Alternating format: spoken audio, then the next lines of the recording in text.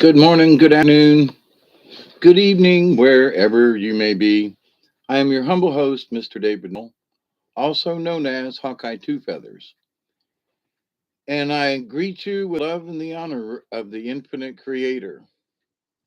And I continue to pray that each and every day that each and every one of you will continue to learn how to accept and receive the knowledge, the healing, the wisdom, and the many benefits from the universe.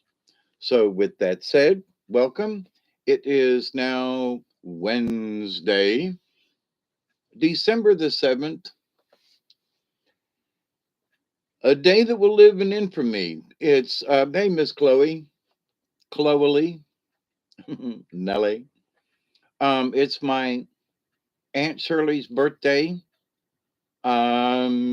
She was, I think, 7 years old when, because today is Pearl Harbor Day. She goes, it's a shame that my birthday was, the bombing of Pearl Harbor. But my aunt is, 86 or 7, a good many years. And I need to call her later on today and wish her a happy birthday. And for those, this was the start of World War II, December the 7th, um, 1941, a day that will live in infamy. But anyway, so um, a lot of stuff about that. But today, tonight, um, this subject has come up to me, and it's been all about achievements. Hey, Miss Tracy, how you doing? Isby, Chloe, Tracy. Good morning, everybody. Um, and that they're everything is based in life around achievements. And me being 70 years old and stuff, and reflecting back on things, it's like folks have asked me, so what did you achieve in your lifetime? And it's like, oh, the greatest achievement is this or that, your lifetime achievement award. It's always about achievement, you know. Well, did you achieve your goals in life? Well, what were your goals? Or do you have any goals? And in about 2 minutes, my goal is to smoke a bowl. So, our achievements, what we decide to achieve, what we put out there for our future events that we would like to do, go to school, get have kids, grow up, but whatever, right? So hey, Mark Spark, how are you? Aloha, right back at you, Mark Spark. I hope you're doing well. I hope you all are doing well. Um, but in this achievement, in order to achieve something, you've got to be able to have some ego to that. And you say, well, what do you mean? Michelle, great big hugs to you. Me and you need to have a talk soon. I just need to have a chat with you. That's all. But anyway, hope all y'all are doing well. Um, we've got to throw some ego in stuff, because if you don't have enough faith in yourself, you're never going to get anything done. I mean, whether it's plant a garden, have kids, buy a car, get credit, whatever it is, if you don't have enough chutzpah to get her done, if you don't have enough ego, but ego is one thing, but the most interesting thing that I've come across with this conversation is the will to get her done. You might have enough ego, you might have plans and education and a lot of other stuff, but if you don't have that chutzpah, if you don't have the will to use your ego, to use your talents or whatever, you ain't gonna get her done. It ain't gonna get done. You got to have willpower. So this conversation tonight is, or actually this morning, and we got, ooh, it's a 20. Cheers, everybody. I hope you're doing well. Honestly, I do. I hope you're all doing well.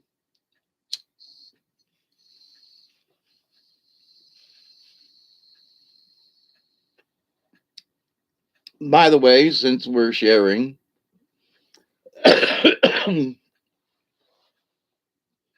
I had a very close call this last Sunday with uncontrollable coughing and chest pains, and I thought I was going to have the big one Sunday. It was not a good day for me. I'm better now. I went to the cardiologist today. They did an EKG, and my heart rhythms are down, but because of certain conditions with my heart attack, and especially recent events like Sunday, they're going to put me in the hospital. Well, it's an outpatient thing, but I'm going to go for a heart cath. They're going to go in through my arm and up through an artery and go take a look at my heart. That's planned for the 20th of December. So that'll be my birthday present if I don't die, because there is a good chance of death in the procedure. They can fib your heart and anyway. So, but not to make this about myself, but um, in it has to do with what we achieve. So ego the other night was like, they're discussing what today with me. Well, you were probably having a heart attack, a mild heart attack, and yeah, okay. Well, I'm still alive today. Well, why didn't you go to the hospital? Well, I couldn't drive, and my neighbors were asleep. It was Sunday, well, why didn't you call the hospital? I was so sick at the time, I could not dial anybody. It was, all I could do was hope that I'd wake up in a few hours and feel better. And I did. So put my faith in God. So, but here's the thing, ego gets in the way. And what I mean by that is my ego says, well, you'll be okay, Dave. Just, don't call the hospital. What are you going to do? Doug will be here. So what if it ain't a heart attack? And what if you're just having indigestion? Or so ego says, I got this, right? Okay. Hey, Alex, how you doing? So ego comes in a lot of different guises and masks. So the nurse asked me today about my ego, in that she said, well, why didn't you call the hospital? Why didn't you call the ambulance? And I was like, I don't know, because I figured I'd work it out. I've had chest pain before and ain't died yet, so why should I like start now? Well, is that my ego? Because I'm a tough old some bitch, have done stuff on my own so much. And, if I've gotten cut, I sew myself up. If I've broken bones almost and gotten by. I had a hook in my finger for 2 days and finally went to the damn ER to get it out. I've had hooks in my eyelid that I've taken out myself. So there is an ego in that I'm a tough old son bitch, and what's a little bit of chest pain? Well, it could be a heart attack, dumbass. So ego. All right. Let me put this out there. So it ain't about me, but it is about ego. All right. So ego. So the conversation today was like, don't let your ego get the best of you. Maybe you should listen to the doctors. Well, I survived Sunday without going to the hospital. So my ego says, see, I told you. But that wasn't necessarily the right answer to the situation. You know what I'm saying? So our ego, spiritually wise, we can think to ourselves, Well, oh my God, I'm so close to the Creator. I'm close to God. I know what's going on and I'm saved. I have been baptized. Okay. So your ego says that you're saved. You've got this. You read your Bible, you do your thing, you do your meditation, whatever it is. Okay. But ego says you either are or aren't saved. Okay. You follow me on that? So there are folks who are like, well, I go to church, but does your ego say that you're saved? You know what I mean? Does the self acknowledge that you are saved, whatever that may mean, right? So, ego plays a lot with who we are and whether or not we get anything done. So, hey, Alex, willpower and faith, absolutely.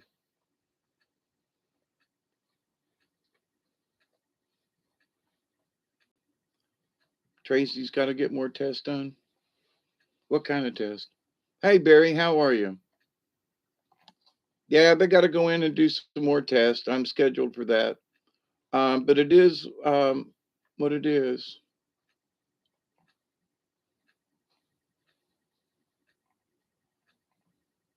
Tracy, you had the same thing with going through the groin. Me too. And it was also in my 30s. I don't know how you are old you are now. It none of my business. But yeah, she told me today that they go through the arm. They go in to an artery in your arm. It's a lot closer, I guess, than coming up through your groin. But sometimes they can't get to it, I guess, depending on. Oh, you too, Tracy. We all seem to be going through. Well, not all of us, but several of us seem to be going through similar things. But so I feel for all y'all out there. But for me and for me being old and crotchety, and in a lot of ways, I can honestly say, it's hard for me to, acknowledge this, but it's my ego that says, nah, I got this. When, like for 7 to 10 years, when the last time I went to the doctor, yeah, I got this. And then had a heart attack and went, huh? Sometimes you're 57, huh? Oh, you have a lot to look forward to. I didn't mean that in anyway. Yeah, if you're having issues at 57 and me being 70, I'm lucky I made it this far. I really am. I'm just but I think sometimes when, folks, well, aren't you on any kind of diet? No. Well, what about your cholesterol? It's good. What about your this and that? It's all good. I mean, all my blood tests have come back really good. The only thing that was really off was my potassium, and it was a little high. And that's because one of the medicines can make your potassium high. And the other was that my vitamin D was low. So I'm taking heavy doses of vitamin D, which tomorrow is my like fifth dose or something, but once a week. But that everything else, as far as my blood work and all, I'm doing really well. I really am, especially for my age. But smoking since I was 10 years old and I'm 70, so for the last 50 years, I've been smoking, you know, has a lot to do with my heart condition.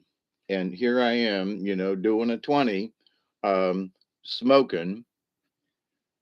But I can say that, for every time I pick up a pipe or a cigarette, I look at it and go, that's another nail in that coffin, old buddy.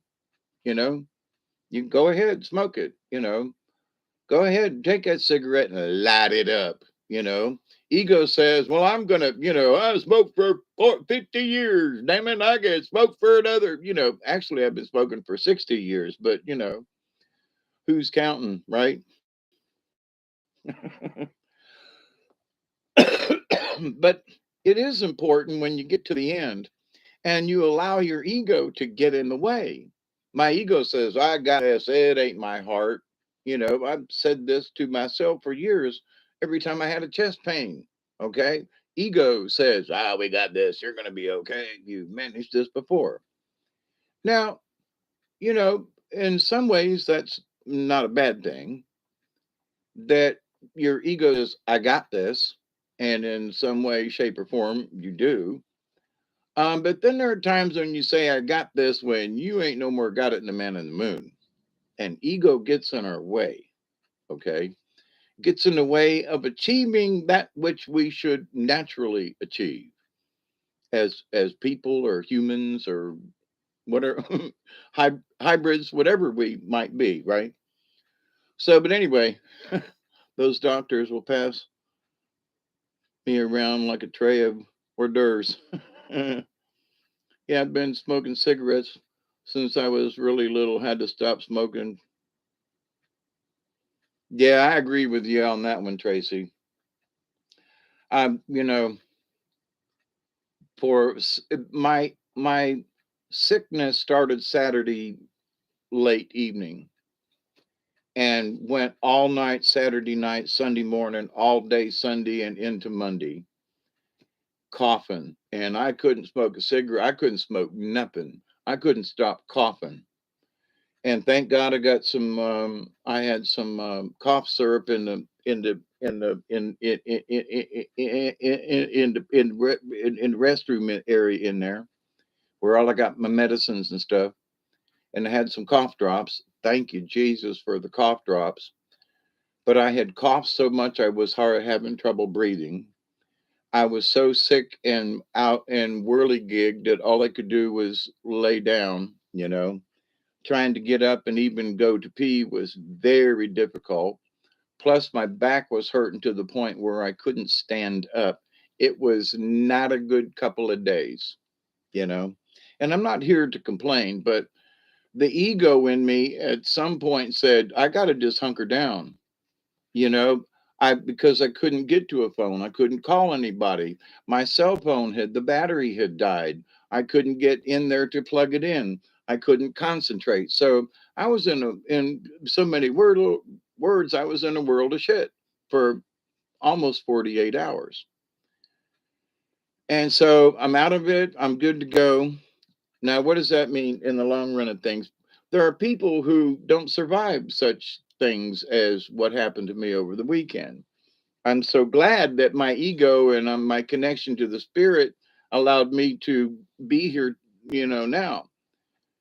But again, the ego gets in the way in that I had to tell somebody, I had to go to the cardiologist. I had to say, listen, my heart was off the other night. It was really hurting. They've upped my by isosorbide. And I'm going to start tomorrow. I go in to get some new meds. And in case I have that issue again, I can put nitro under my tongue. So it's like, okay, now what has that got to do with the rest of the world and everybody else achieving? Because if I want to continue to live, if I want to continue on, if I want to achieve being here tomorrow, I mean, sometimes what we achieve is to let me just make it till tomorrow. You know what I mean? Um, these lifelong dreams of achievement. Some people get there, some people don't. In the end, what is the basic thing? I want to be here tomorrow. How precious each day has become. And we shouldn't let our ego run away with us. So there are some people who have too much ego. I've known some people who are in the real estate business, selling property and going and this and that. They've got a little thing going on in their ear, and they're always talking and wheeling, dealing, and doing some kind of something, right? Well, it's not just in real estate, but in other types of sales and things. They're just wheeling and dealing and diming and going and doing and because they have to achieve. They got to sell so many houses this month or this year or whatever. They've got a goal of they want to achieve and get to be $100,000, or they got to have so much money so they can become members in a country club or whatever it might be, right? So different people have different levels, I guess, of achievement. There's some folks that I knew in high school that, couldn't add two and two together. And this one particular guy, I'm not going to mention his name, but he failed arithmetic. Okay. He failed math. And guess what he became? And a millionaire in the business. He became a certified public accountant. Failed math at Tampa Catholic, was horrible, and became a millionaire. Moved down to, well, he moved down to the Miami area down in that particular, and became a certified public accountant after failing math. And you just went, no, this guy, of all the people, you just said, this guy is going to be a millionaire. But he became a millionaire simply because he, who knew, right? Everybody knew I was going to be a bum. So, I have achieved my goal in that I am a hermit, and I have property on a river because that's what I told everybody I was going to be when I was a kid. So I have achieved my dreams. Not they haven't really formed out the way I'd really like. I still would like to have a pond in the back, and I'd still like to be able to, have the trails, and I'd still, but as far as the basics, I've achieved it. But I gotta say, it takes a will to do it. You got to get up and go to work to pay the mortgage. You got to get up and go to work if the mortgage is paid. But if you're living off the land, then you got to work in the garden. You got to dig that well. You got to work. You can't just slough off. And if you want to achieve this in the long run, then guess what? You have to have the will to do it. That's the key. Hey, that way, what you doing? So you can have all the ego in the world, you can have all the knowledge, you can have all the resources. I know people who've got backhoes and things and stuff. They've got all kinds of toys and tractors and stuff, and they ain't really achieved nothing with these toys that they have. And I scratch my head and go, man, I had that backhoe. I would have achieved a pond and stuff in the back. I would have turned this place into a park, you know. But I don't have the resources because I don't have a backhoe. But y'all have a backhoe and it's sitting in your yard, they ain't doing nothing.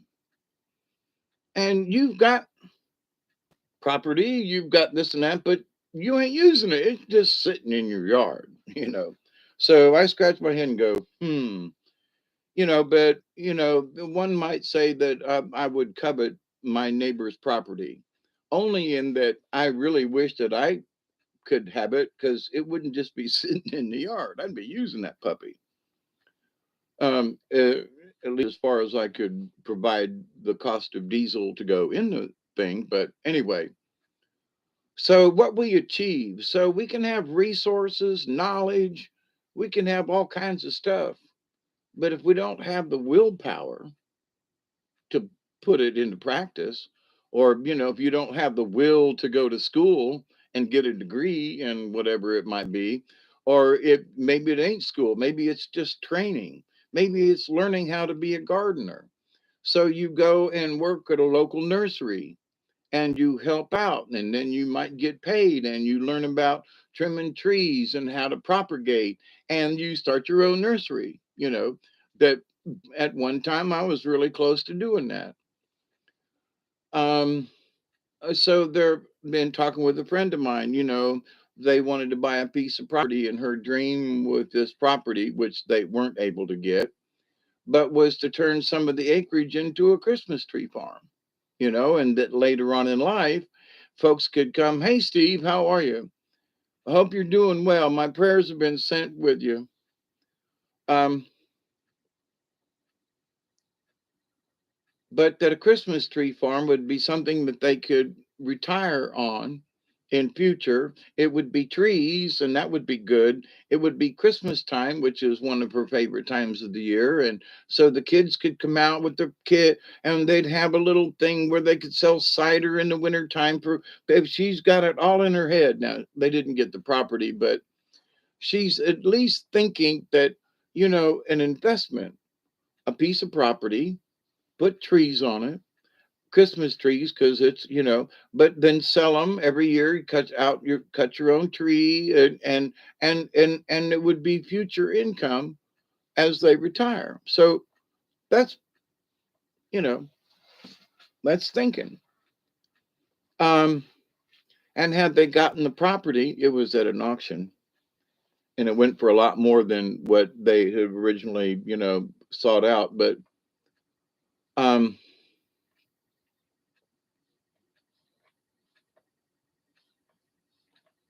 if you have the resources, then the next thing is the will to do it. See, so she's got the will to want to do this and make it happen.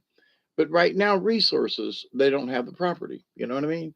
So um, you can have the ego and the knowledge and everything and not have the resources to achieve what you want.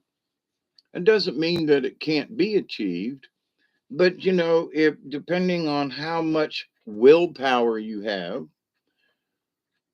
she could find a piece of property to rent or lease or something, if she really wanted to do this. So it's not that they have stopped dreaming, that they just have to change venues. They're going to have to look for another piece of property.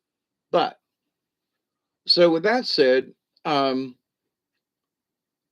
willpower, willpower to make something happen, the willpower to say, listen, I think this is a good idea, and I would really like to achieve these goals. Now, for me, I know I'm talking about me again, but for me, I wanted a piece of property that would be paid for, and that any of my relatives who needed a place to live, stay, or otherwise recuperate or whatever, that's why the hermitage, that it would be available. And to anyone who really needed a place to stay, if they, you know, uh, we've talked about this before, and some folks have taken me up on the proposition. Other folks haven't. But to the point, though, there's still a sign at the top of my driveway that says the Little Ochlockonee River Hermitage, and I still stand by my original. So, but with that said, though, um, there are some folks who don't achieve some of the basic things, like what do you want to become in your life? Well, do you want to become a waitress and that's it? Or do you want to become a nurse? Do you want to be, what do you want to become? What do you wish to achieve? What suits your fancy? Now, one thing that I've noticed in my lifetime, that I was a ditch digger for a while. I was a woodworker for a while. I worked in cement for a while. I worked in steel buildings and construction for a while. I worked at used to work building airplanes for a while, for a few years at Mall Aircraft. So there in lifetimes, you don't necessarily. Now, my friend Marcy, who passed away a couple of years ago, she was a nurse for 35 years. That's what she was. That's what she wanted to be. And that was her and her career. She wasn't really anything else. Now, she learned a few things along the way, but basically, she was a nurse.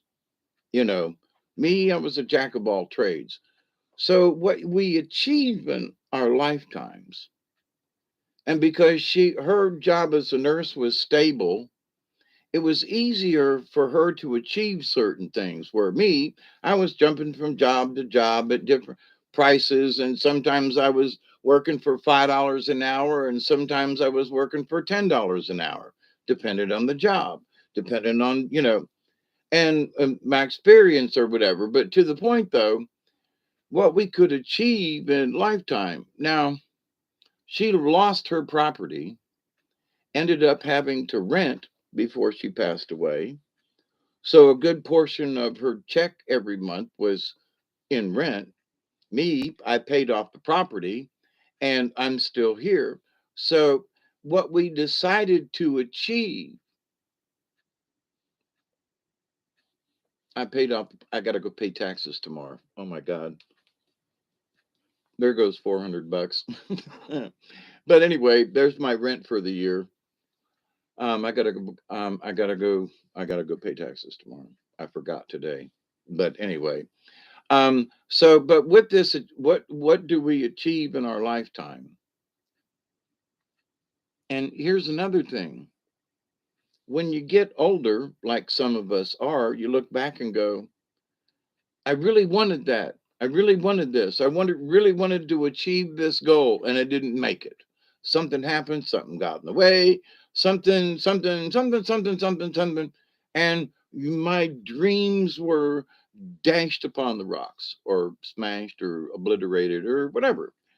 Um, and so you didn't achieve that which you thought when you was a youngster, or out of college, or didn't go to college, or whatever the scenario. Does Here's my point. Does it matter? Right now in my lifetime, if I didn't achieve a particular thing, does it matter right now? And the answer to me is not really.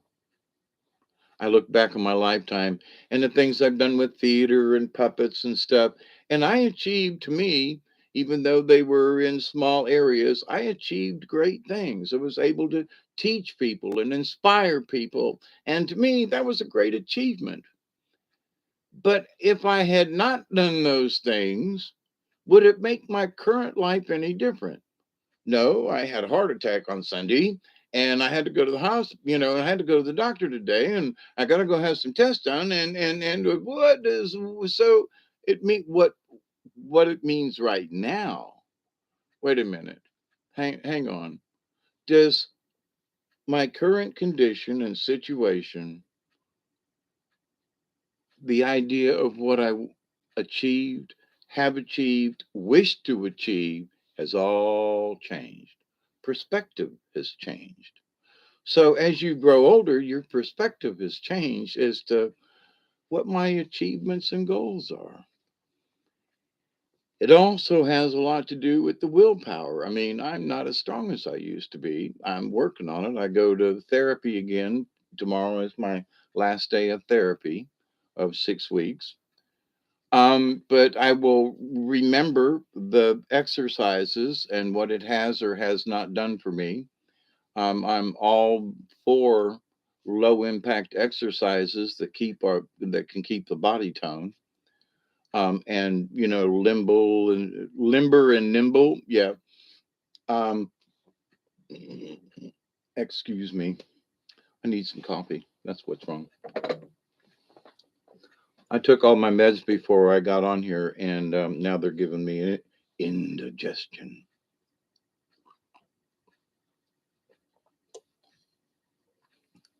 I ate a couple of cookies just to have something to go with the pills. But so in life, now what's this got to do with shaman basics? A lot. Because if we can balance the ego and say, I am I'm a rock climber. Okay. I can climb rocks. I can't really, but you know, so there are some people who can climb rocks. All right. So you are a rock climber. And because you haven't fallen and killed yourself, you must be a pretty good rock climber. Okay. So you've got enough ego to know that when you look at the face of a mountain or a hill or whatever, cliff, or that you can climb it. Okay.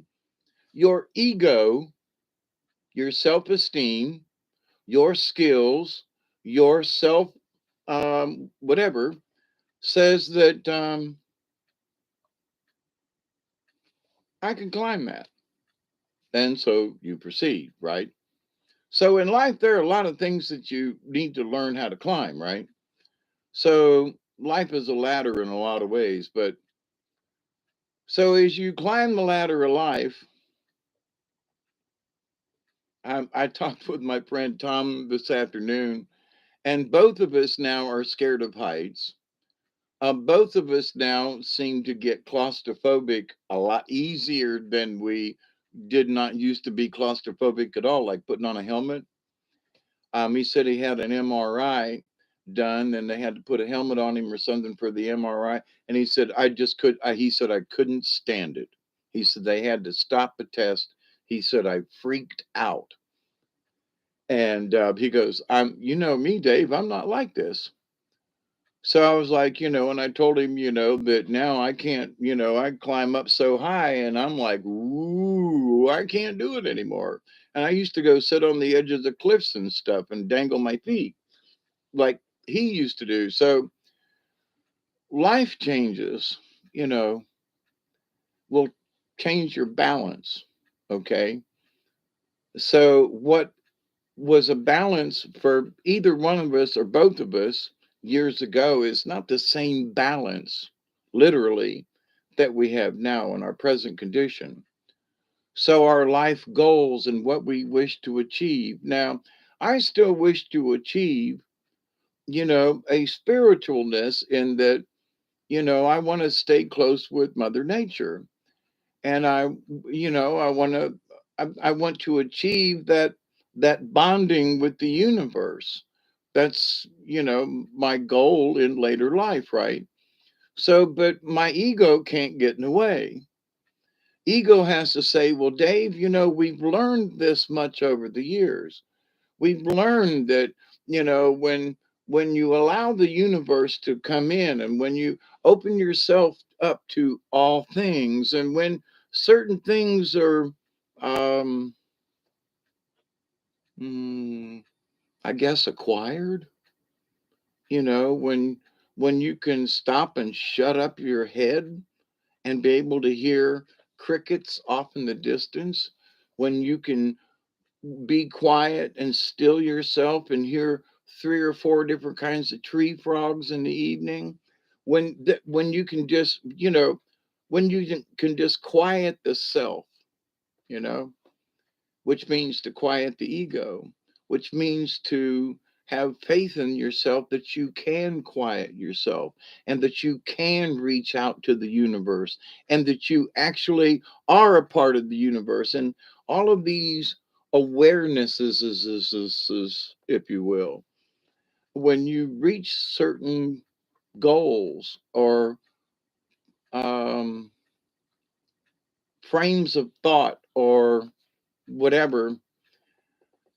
wisdom or enlightenment, however you want to look at it. But there are certain things that when I was 20 years old, I experienced them, but I didn't get them. You know, I experienced what it was like to float down a river and tripping and talking to the trees, but I didn't get it. Okay. And 40 years later, and thinking back on some of those, I'm like, oh wow, man, I get it. 40 years later, So, what has that got to do with anything?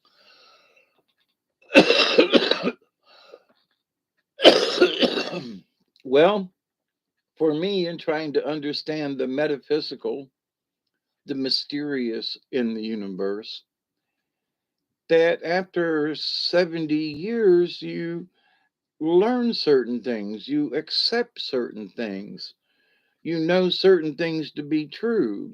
I've seen orbs. I've taken pictures of ghosts and things and spirit orbs, and I didn't know about that stuff 30 years ago, you know? And what I did know was very little. And now that I've experienced them, so what's that got to do with ego? A lot. Because now, if somebody says, well, do you believe in ghosts? I go, yeah. Well, how do you know? Because you know. 2 weeks ago was my anniversary of when the ghost saved me and my wife at the time and Bobby Jean, and woke me up and told me the house was on fire. So every year around Thanksgiving, because the house burned down 2 days before Thanksgiving on a Tuesday, you know, so 2 weeks ago would have been that our anniversary of the house burning, but it was also being saved by a ghost. So people say, well, you sure got a lot of ego, Dave. Why? Well, because you say that you believe in ghosts. Yeah, one saved our ass from being burned alive. Absolutely. You know, this wasn't some kind of thing I just dreamed up and thought I saw. The man shook my foot and woke me up. So when I say, well, yeah, well, that's your ego, is it? Well, my ego is the experience of it, you see. So when I talk about it, I am like, yeah, you can't convince me that I didn't because of the proof and the fact that we're still alive, and the house burned down around us. And now it's just an empty field, which is just interesting in and of itself. But um, I had to go there and see the property because I can still see the house being there personally. But anyway, so that becomes part of your ego. I know certain things about, carpentry work.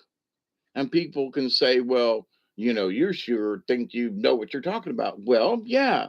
Well, your ego is so strong. Well, because I've built houses. I built this house, you know, I've worked on other construction projects. And so I know what I know. That becomes part of your ego. Okay.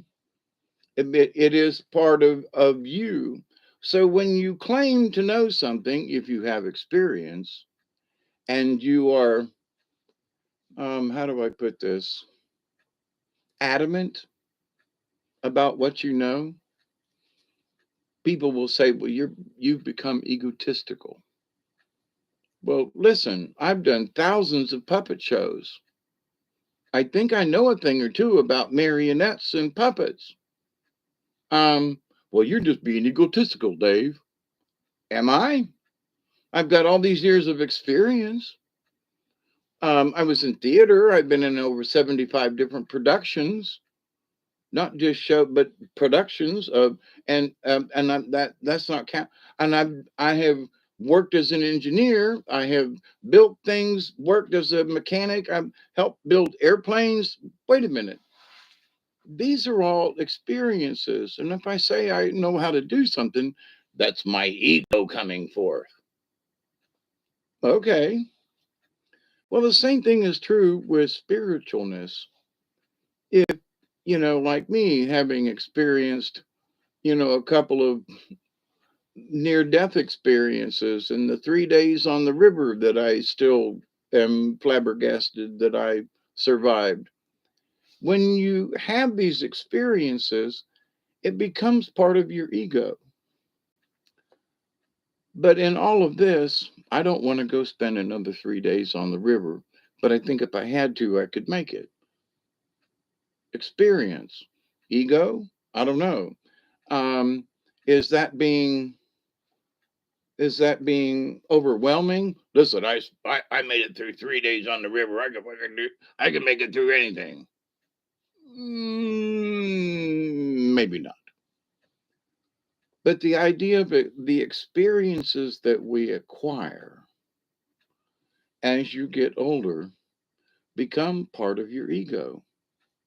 Okay, I guess enough of the ego part.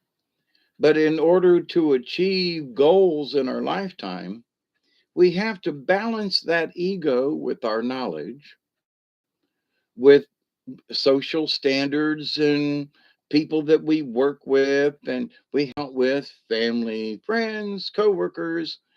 if we become too egotistical, because I've learned this also, that you just people hate your guts.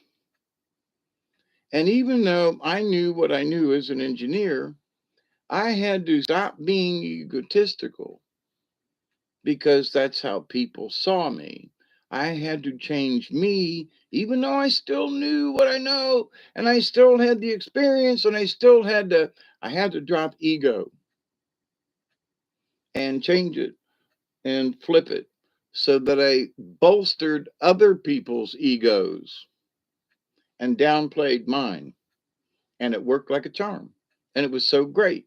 You've heard me tell the true story of how when I left Presto Light Wire, first and second shift gave me a going away party. And they didn't do it for anybody else, you know? So, but that's how special I had become to the workers in both plants at Prestolite because I had learned how to take ego out of for me and present it to other people and bring their ego up. We as a team, yeah, I can know this and I can help you, but you're the one that's got to make it happen. So, and I learned a lot with my conversations with a ghost, spirit guide, white dove that I've talked about before. So I had to accept that there was a spirit person sitting in the truck with me, having a conversation with me. I had to drop my ego and allow myself to accept that here I was being guided because I had asked for it. And that I used these lessons and they worked, you know, all those people who gave me those going away presents and the party and the things and for a lot of folks we still stayed friends for many years later and just the whole experience and it was because I listened. I had to drop my ego a lot internally, externally, just had to really pay attention in order to achieve the goal. And that was to be able to work with these 700 plus people and get the job done. And it worked.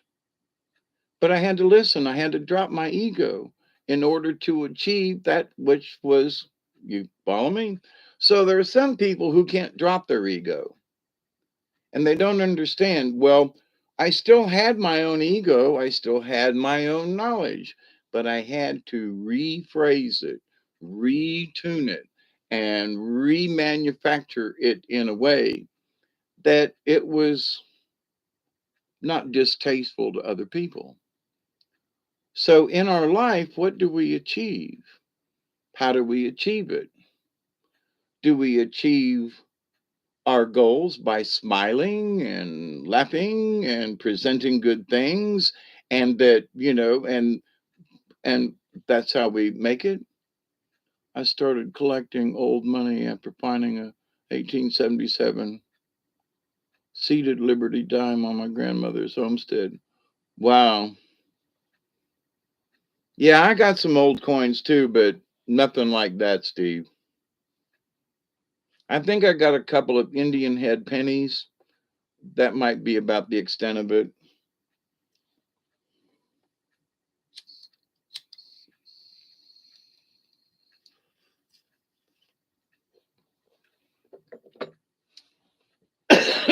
So spiritually, in the ego,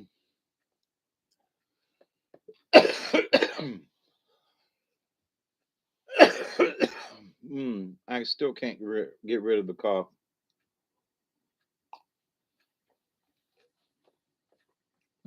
I go in tomorrow and get some more meds. I'm going to get an antibiotic and some other meds to help clear this up. But spiritually speaking, as far yeah, there are those Christians who are, I'm just going to call them Bible thumpers and just let that go.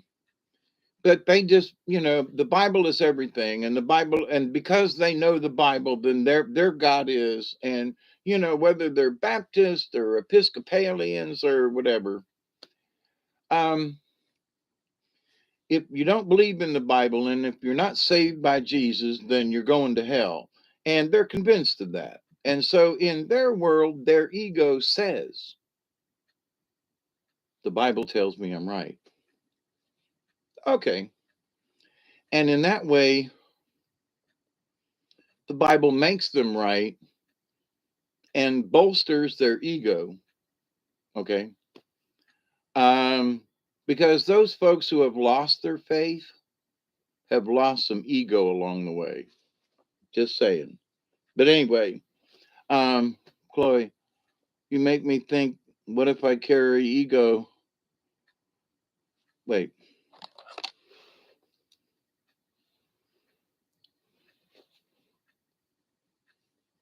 you make me think, what if I carry ego like that, but unknowingly? I do make it a point to come across in caring, loving way, but I am cross.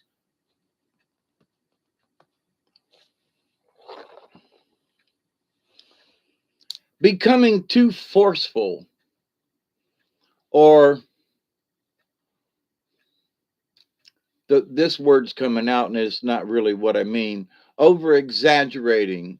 And it's like, I love you all, I love you all, and I love you all, I love you. Well, that's really good, but can you carry it too much?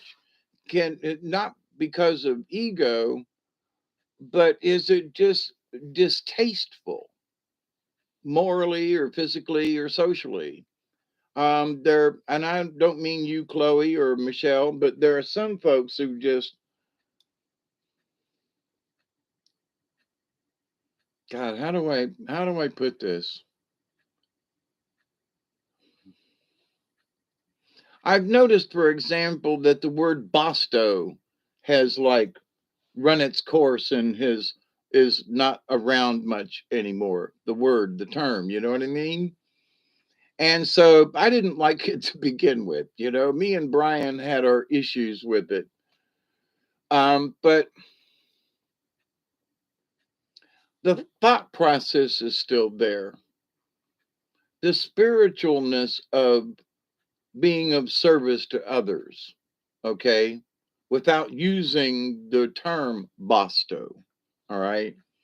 We gathered together as a soul tribe without using a bunch of terminologies or whatever, because we as a group have achieved a certain spiritual connection with each other. And that has become, in a way, part of our ego. We know we don't need to push ourselves on one another. We know if we tell a story, Steve's had stuff, Tracy has stuff, Chloe has stuff, Michelle has stuff. Whatever we share as a group, it's part of the tribe. But we don't make each other jump through hoops to become part of the tribe. In other words, if you don't use Bosto, if you don't use an acronym, if you don't use some kind of something, or you got to prove you're part of the group. No, all you got to do is just be here. We drop our egos when we're here together because there's no need for ego. And we've learned that betwixt ourselves. you know it's a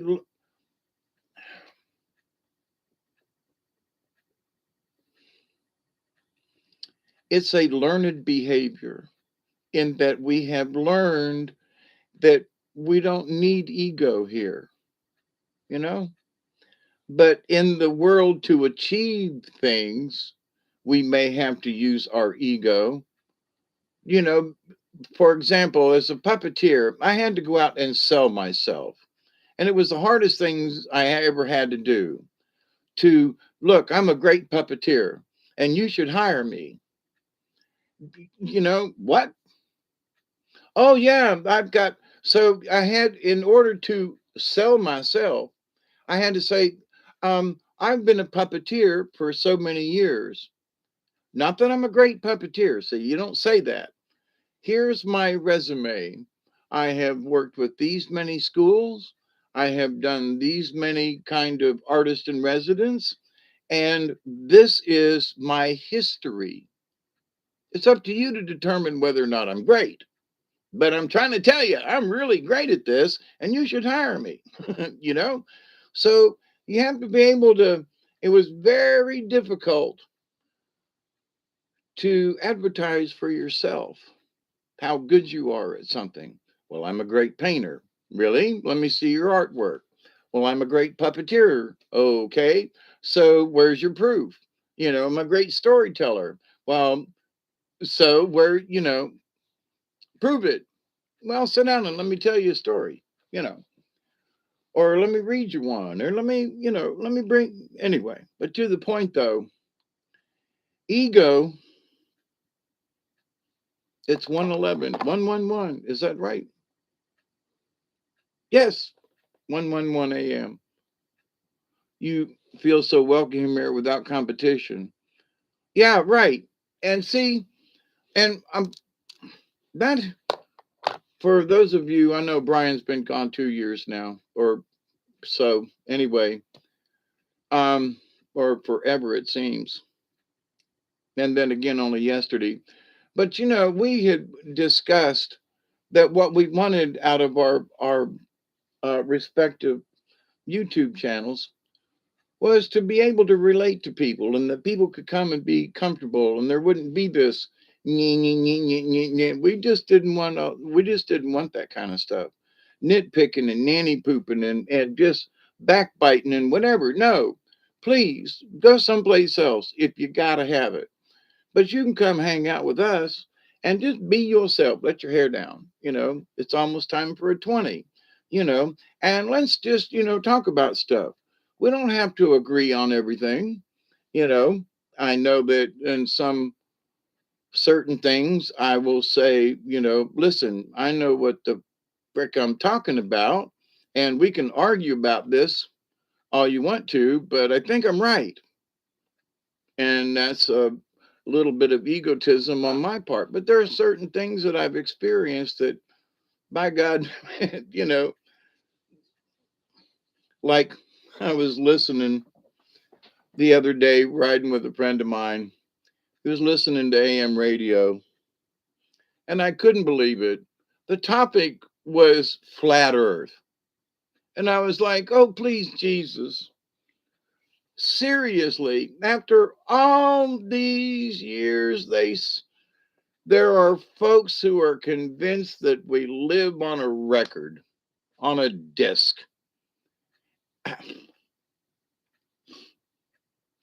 and that everything is fake, and that this isn't that. And, and I just like, I went through a short period where flat earth, what is this about? And let me see what these folks, but to the point that these folks are convinced that the rest of us are crazy. No, if you believe in a round earth and that the universe is, then you're the one that's crazy. What? What? Now, I ain't talking about, space program and everything, which they brought up, and that the moon is just a disk, and, we can't see the dark side of the moon and all that. Yeah, okay. But, um, Orion comes up at this time every year. It doesn't come up in the summer.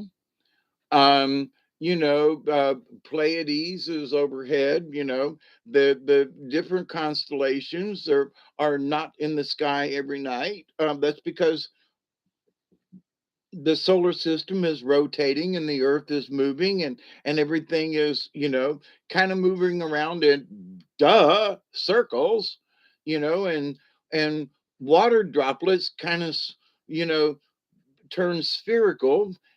The nature of nature seems to be round. There are a lot of round things.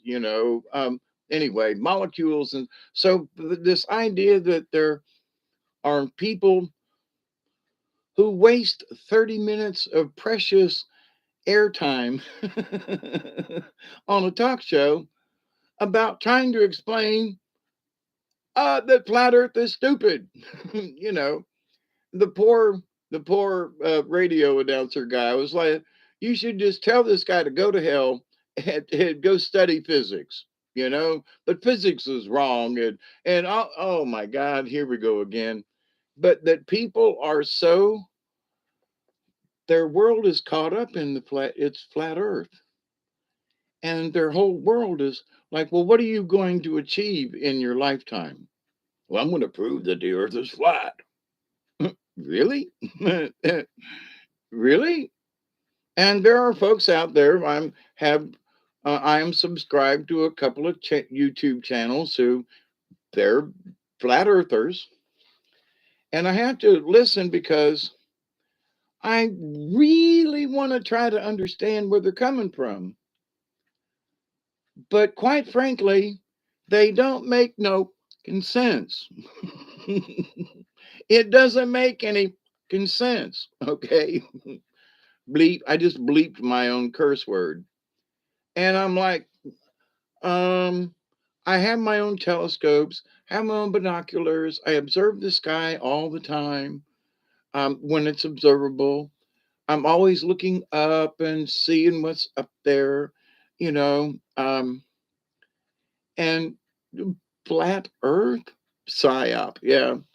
But the fact that people are so convinced, it's not just like a theory or what if. No, no, no, no. They are convinced that it's flat. And no matter what so it's that, and ego's got to jump in there. See, this is all related in that they are so egotistical that the rest of us and science and the universe is stupid because they want to believe that the earth is flat and the rest of us are crazy. Now, to me, I just believe that the universe has got spheres, round things, and versus triangles and sharp angles and stuff, but that's possible too. Things are rounded in the universe. Even dust particles and things are rounded. They don't have really sharp edges, to things. Glass and certain crystals, they have sharp edges, but in general, I mean, even the meteors and stuff that come in, they're or the near Earth objects, the NEOs that they've taken pictures and stuff. They've got rounded edges and stuff. They're not sharp angled pokey thingies. They're rounded, like they've been sandblasted or whatever. But um, so things in the universe are rounded edges, just saying. They're not just flat planes of stuff. So, but in the universe of things, but they have become so egotistical that the rest of the universe are idiots. You know, in my thinking, I allow them to think what they're thinking, even though I think they're stupid and crazy and dim-witted, but I try not to say that. I go, well, if you think the earth is flat, then okie dokie. But they will criticize me or us for believing that the earth is round and that the universe is the way it is. No, y'all ain't right. It's flat because, and y'all, they are living in another dimension. Their ego and their thought process and what they have decided to believe, it is their ego that's done this now. Instead of just like practical thinking, maybe, because you have to decide to think this way. You have to decide that this is what you're going to believe. And when you decide, then your ego kicks in because that's what you believe, your faith or whatever, right? So if your convictions, that's a good word, your convictions. So what are your convictions? Your convictions are that you believe the earth is flat? Go for it. But don't tell me I'm an idiot because I believe that the world is round and the universe to me, and because I watch things whirl around in space for crying out loud. Hey, Katniss, how you doing? We're coming up on a 20. Oh, it's like right now. Cheers, everybody. I know I got to cut down, but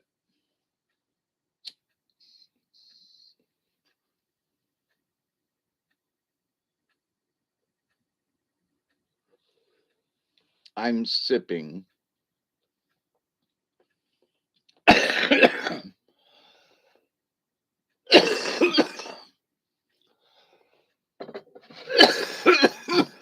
And that's that for now.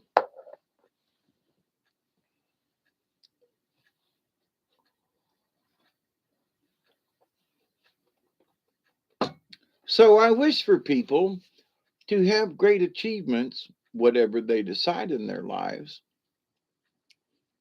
But at the end of the line, we all end up dead. And I don't mean to be rude about this. But if you have not achieved some great, if you haven't achieved being the president, if you haven't achieved being the mayor, or if you haven't achieved to be a great doctor, if you have not achieved, well, that's up to you. Well, it's up to you in circumstances. So sometimes circumstances um, don't work out the way you'd like. For example, I know I'm talking about me again, but I broke my leg playing football. I was really good at track. One of my achievements, and I was a freshman in high school, it's hanging on the wall over there, where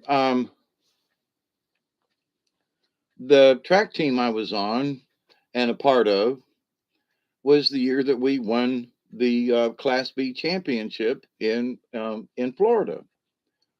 And they haven't done anything like that since. And so me and the rest of the track team are part of um,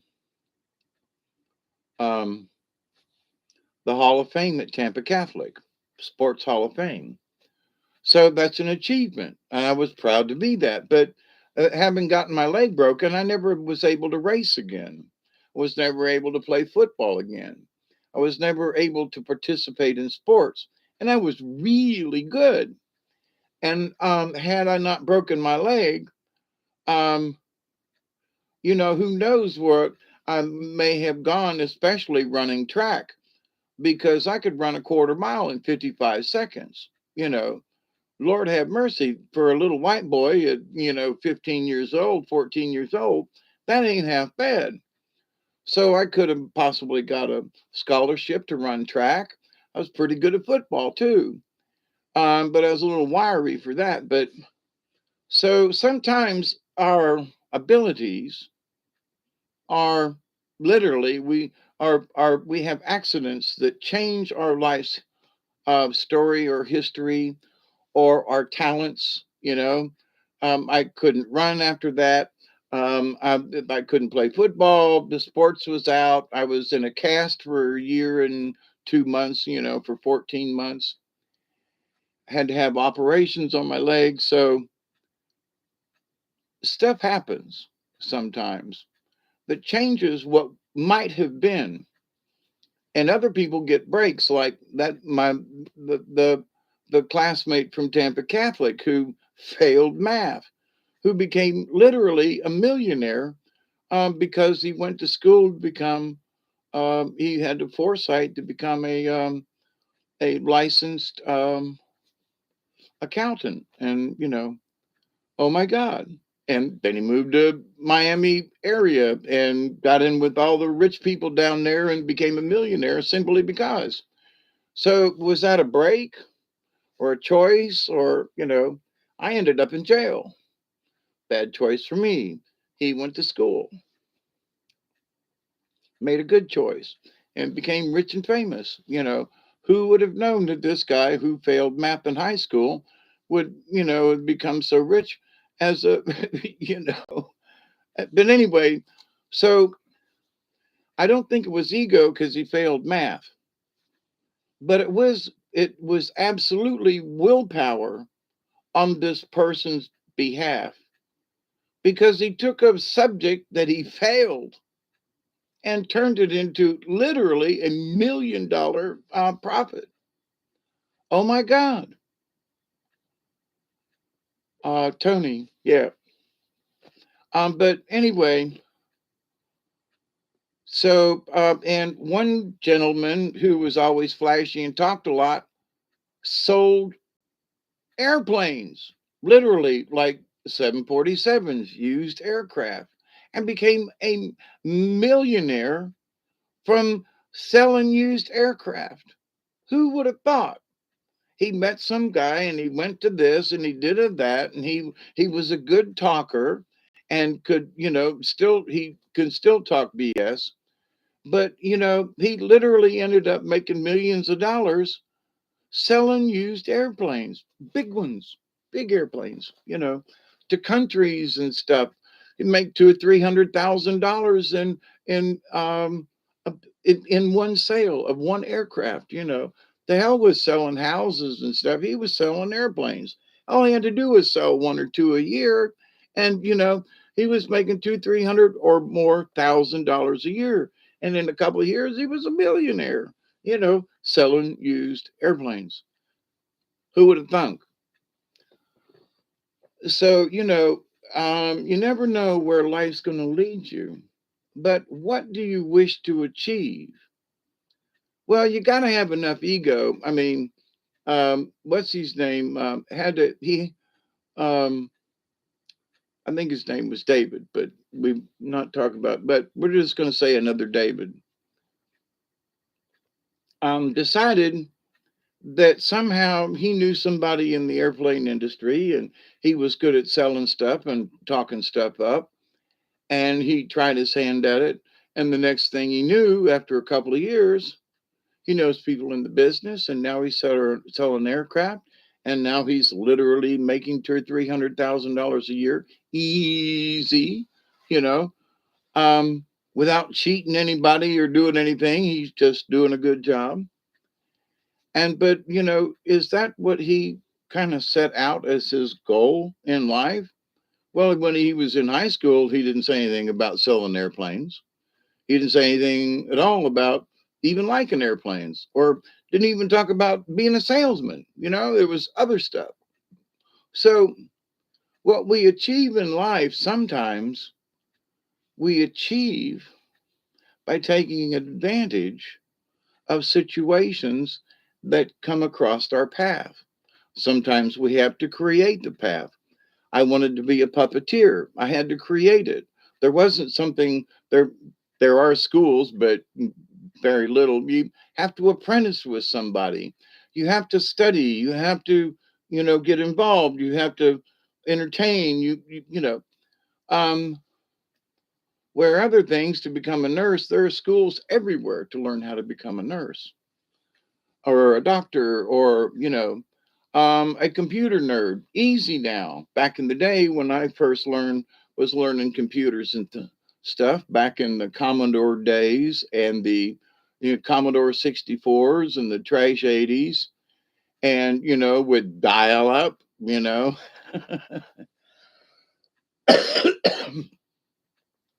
but the idea though that so what we wish to achieve in our life are the things that we accumulate, the things that we study, the spiritual things, the educational things, the life stories. Me breaking my leg, I learned a lot about therapy. I learned a lot about bones. I learned a lot about overcoming adversity myself, and pain and suffering and disappointment, that I couldn't run anymore. One leg is still shorter than the other, and just, you know.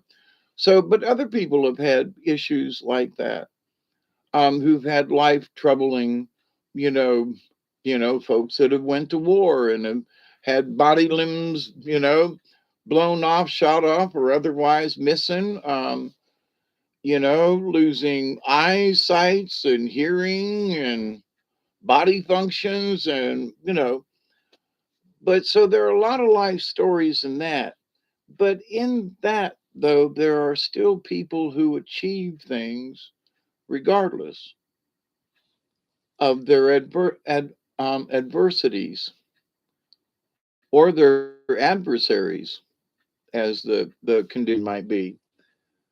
Um, There are so many jobs, and you're all working and trying to, everybody wants to be the manager, or, and only so many people are qualified. And then there are people who are clawing um, to be the assistant manager or whatever. There's backstabbing, and what I mean. So Steve says the earth is flat. Could we all go to one edge? And yeah, that's a good question. See, there are so many things like that, Steve. I think I said hi, Katniss, didn't I? I was in a body cast since then. I can't run, and I love running through the woods. Oh, Tracy, we got a lot in common in that. I still, after all these years, even with a bad leg, I used to run through my woods in the back. And I so wish I could do that again, but my back hurts so bad. It's, I go to my last therapy session tomorrow, and then they can take the MRI that's scheduled and everything. But Lord have mercy, I just trot, just jog a little bit, just kind of just not real fast, just trot. I loved it. Yep. Off to work. Love you, Katniss. Good to see you again. 1, 2, 3 is so elementary. Is that supposed to rhyme, Barry? but it but the thing though, there are many adversities that that befall people, and it's our strength of will to overcome them or not. You know, People give in to addictions and this is and that's is, because I was addicted to a lot of stuff for a bunch of times.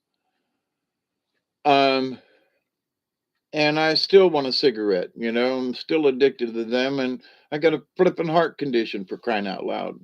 And I really want a cigarette. And I'll probably smoke one. All right.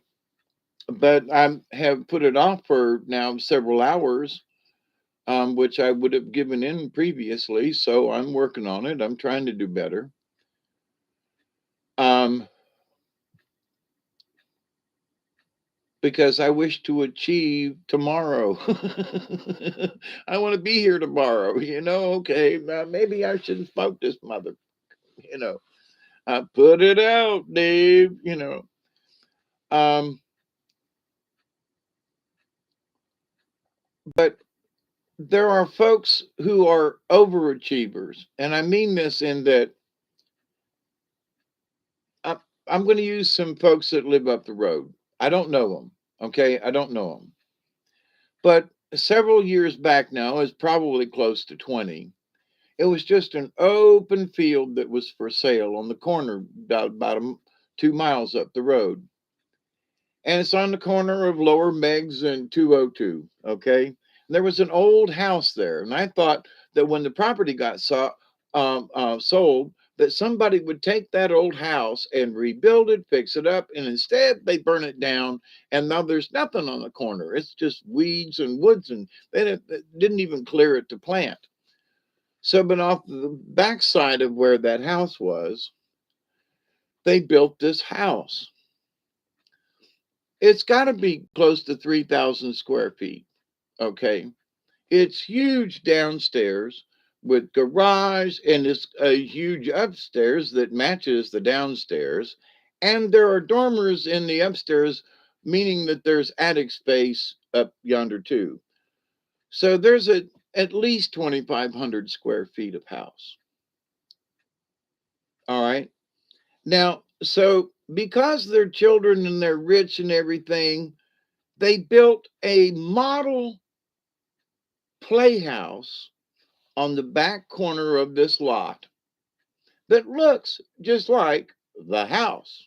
Okay. Now, so they got to have some bucks. Now, around this property are floodlights. Now, it's 12 miles out to the country to where the stop sign is, to where they almost live to the stop sign. So they live way out in the country on a county road, but still way out in the country. And this house is lit up at night. I'm sure you can see it from space. I mean, the floodlights, the yard lights that they and the little playhouse in the back where now apparently the children live. So there's this 2,500 plus square foot house that two people are living in because the kids grew up and the kids are living in the playhouses, like not really a playhouse. It's like a sure enough, a cottage that people are living in. So they have a 2,500 square foot house that's still lit up at night like it was the Taj Mahal. It's a nice house. It's a beautiful house. I mean, just kind of sort of common two-story, but one of these people, they were egotistical. They needed this huge house out on this big lit up all the, what what did they achieve? Now they've got a 2,500 square foot house that they only live in a part of it. Now they're old, they can't even get upstairs. Now that they're older and their jobs aren't paying what they used to, now they got the light bill. So all that they seem to have achieved, big house, big yard, floodlights, look at me out here in the country, you know, you can't get close to the house because we're afraid of burglars. I mean, but look at us. Look, what does it matter? What does it honestly really matter after all these years? The kids moved away and all the lights are still on. Nobody cares. Nobody wants to run up there. There's nothing, So what have these folks achieved? Really? They're still paying for their mortgage. They're. So what we think we need, what we think our goals are, our egos. Wow, we want a big home. We want a big yard. We want to achieve these things. But what does it mean in the long run? What did all this that they achieved with the house and all the lights and everything? Every time I go by it, which is every time I go to town and I got to come back by, I go, golly, are those folks really happy? Did they did their egos achieve what they really, you know? Look, Ma, we got this big house and we got it lit up at night because we're deadly afraid somebody might steal from us or you know what I mean? Now they got this big light bill and now they got, they got 2,500 square foot house and they got to pay for the taxes and they got to pay for the and did you really get what you wanted out of this deal, y'all? I'm just asking, you know. Um, their taxes are a heap bunch more than mine, which I gotta go pay tomorrow. In cash. I have the money. Oh God, I left money sitting on the seat of the truck. Oops. But anyway, good night, Ken. You too, Isby, and Tracy and Mark. Yep, everybody. Yep, you can't take earthly things with you when you go. Nope, not nothing goes with you except a memory. But I mean, but these folks, I'm not saying that they're bad, but there are folks who have built modest homes on a small piece of property. And they got night lights and a security light, but it's modest. Now these folks went to all this trouble, this big, huge house, and whatever kids they have, they don't go to school anymore. They have moved out. It's 20 years later, and everything has changed. But now they still have the bills, they still have the house, they still have you know, and so their goals when they started, did they achieve what they wanted? I'm just asking. But sometimes, and what I was speaking about overachievers, I think these folks could have had a single story house or maybe a split level and achieved just as much. and it'd be easier for them to take care of in their later life. Now, I don't know these folks. I'm presuming a hell of a lot, but I know folks who have lost homes and stuff because they overachieved. And at the end of it all, it's like, why did I spend all this time and money and effort on this when I ended up, I can't take care of it now, we got to sell it, or they overachieved. And because they can't take none of it with them. Now, I'm not saying we shouldn't go for what we want, but be careful with what we wish for. You know, are you wishing for a little too much? Just ask them. You know, I was speaking with somebody the other day, and we were talking about cell phones and something and whatever, and they were like, "Oh, well, I just spent $1,200 on a new iPhone or whatever it was," and I was like, "You flipping did what?" You can't drive your car ain't drive. You can't your car ain't even, and you can't pay your rent. Don't have enough. But you bought a freaking $1,200 or $1,500 Are you serious? Oh yeah, because I needed the new one, and like, what you talking about, Willis? I mean, literally, what is going on? But anyway, so what certain people wish to achieve, they wish to achieve a new iPhone. Okay. Um, versus something tangible like an acre of land. I mean, in some places you can buy an acre of land for $1,200, and you're going to buy a flipping iPhone for $1,200 or whatever. I mean, I'm sorry, but I can't get the connection. Buy a piece of land for $1,200, throw that phone in the garbage, sell it to somebody, get your money back. Anyway, so it depends on what people wish to achieve. And, the ego says, I want the phone. Well, why wouldn't you want an acre of land for the same amount of money? I mean, my property, they're saying that it's worth 12 to $1,500 an acre. Well, if you could find an acre of land around, you could buy a quarter acre, half acre. You could find a piece of property. You could at least put $1,200 down on it and make payments if it was more. But the idea that you're going to spend that much money on a device, on a phone, because your ego says you have to have it. Okay. So, but what does your ego manifest? What does it want to manifest?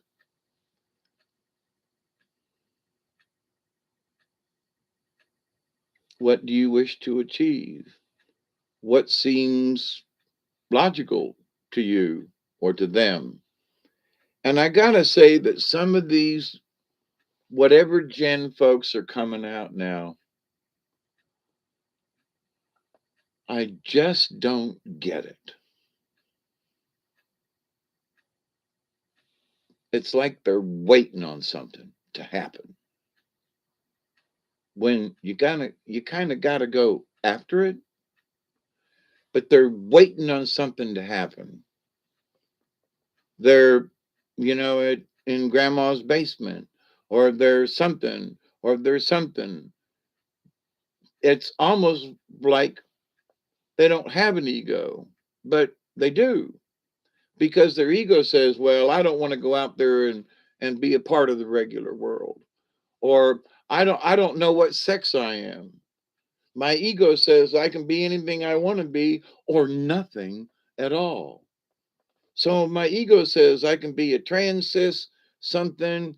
I can invent my own sex if I wish, and my own orientation. And by God, you can't argue with me, because that's the way it is these days. So my ego, because I wish to achieve this non-sexual sexuality. I'm not any sex, but I'm sexual. Wait, what? There goes the ego, right? What do you wish to achieve out of the deal?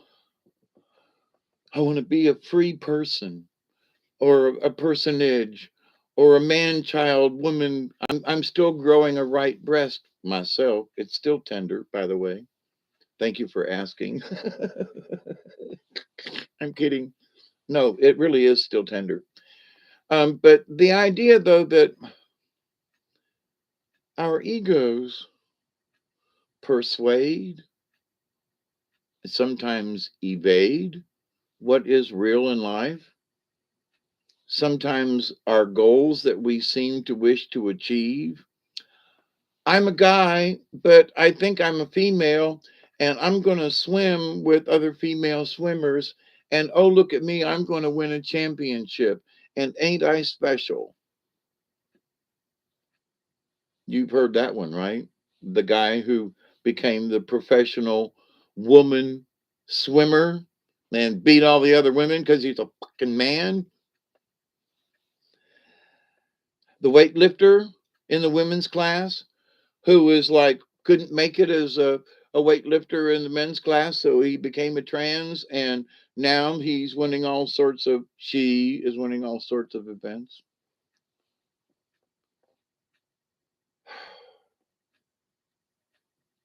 Ego. If I can't win this way, I'm going to do it this way. If I can't be number one, you know, I'm going to do it this way. I'm going to cheat. I'm going to use the system. I'm going to, I'm gonna, ego, ego, ego.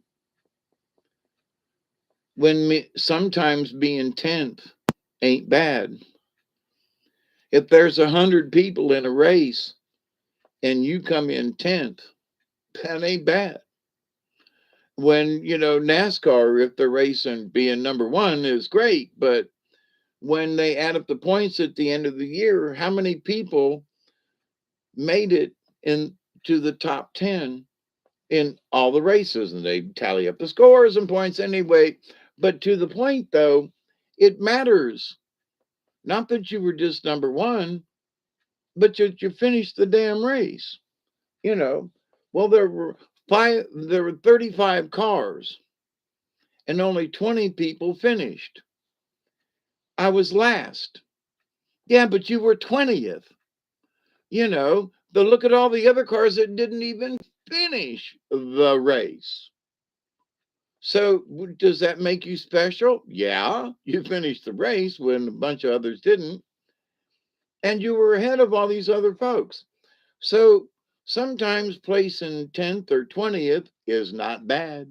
If there's a million other folks out there and you're 20th, I mean, so this idea of becoming first, everything has to be number one because that's ego. We are taught that ego says you have to replace your furnace. Oh, that's a shame. They didn't hook the AC up to power. Oh, that's a shame, Steve.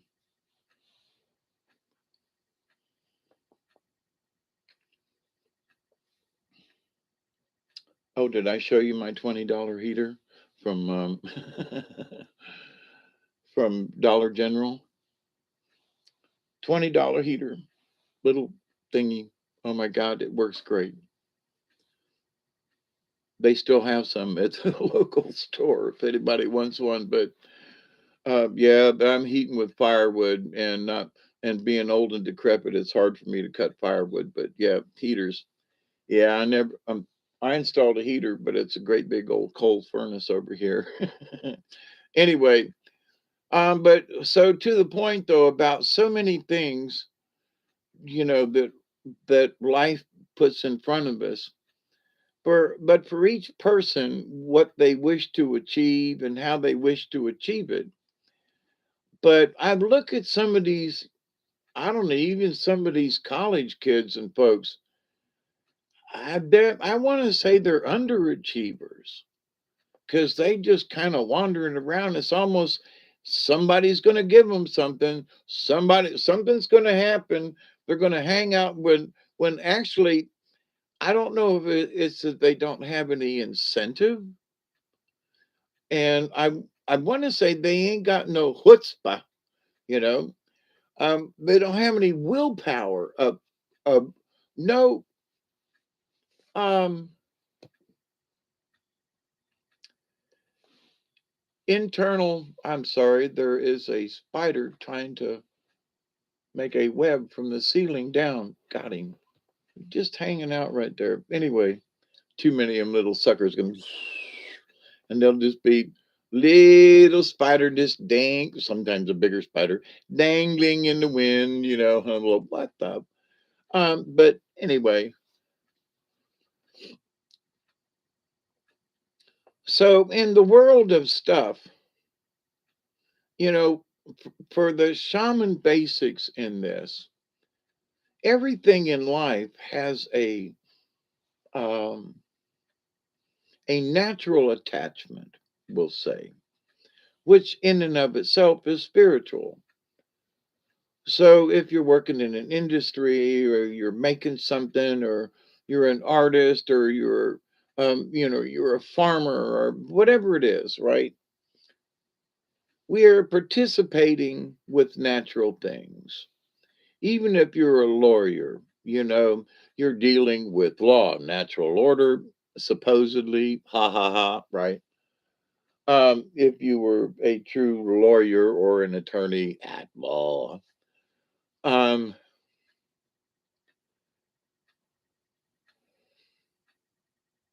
maybe not. Maybe they don't have any natural connection. Anyway, I just had to stop and rethink that.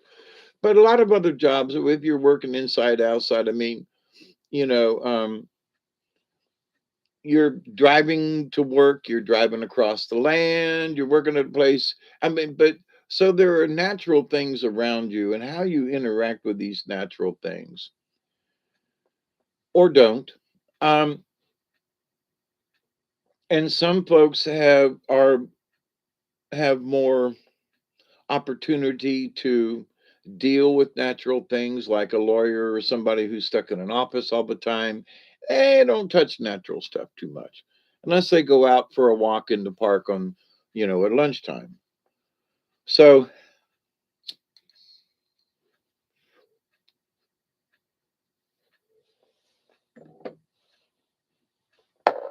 but in the natural law of things, we're still breathing air, we're still participating on this planet. So we're still involved with nature, even if it's some obscure way. So, in the spiritual and supernatural part of things, in that we have this connection to the earth and to nature, whether we actually recognize it or not, that makes it supernatural.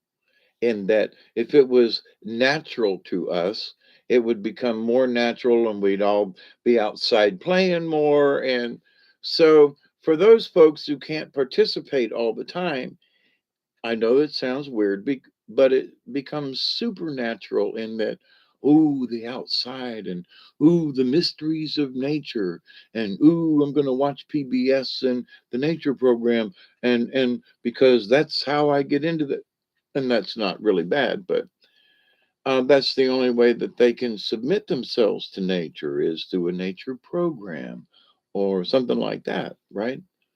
So they live vicariously like that. What's that got to do with ego?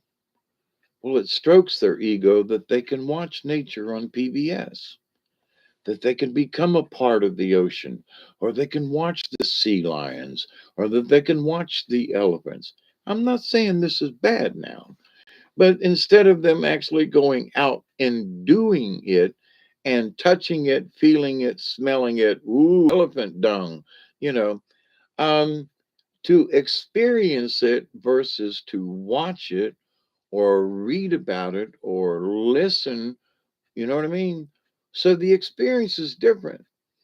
But for those people who can't go there, literally, but they wish their achievement is that they wish to be a part of nature. So that works in their favor from a spiritual standpoint. I can't go there, but I wished I could. I'm going to watch this video that somebody put out for me because I can't go. I would love to. All right. So there are some folks who don't give a shit. See, so those folks are less attached. You follow?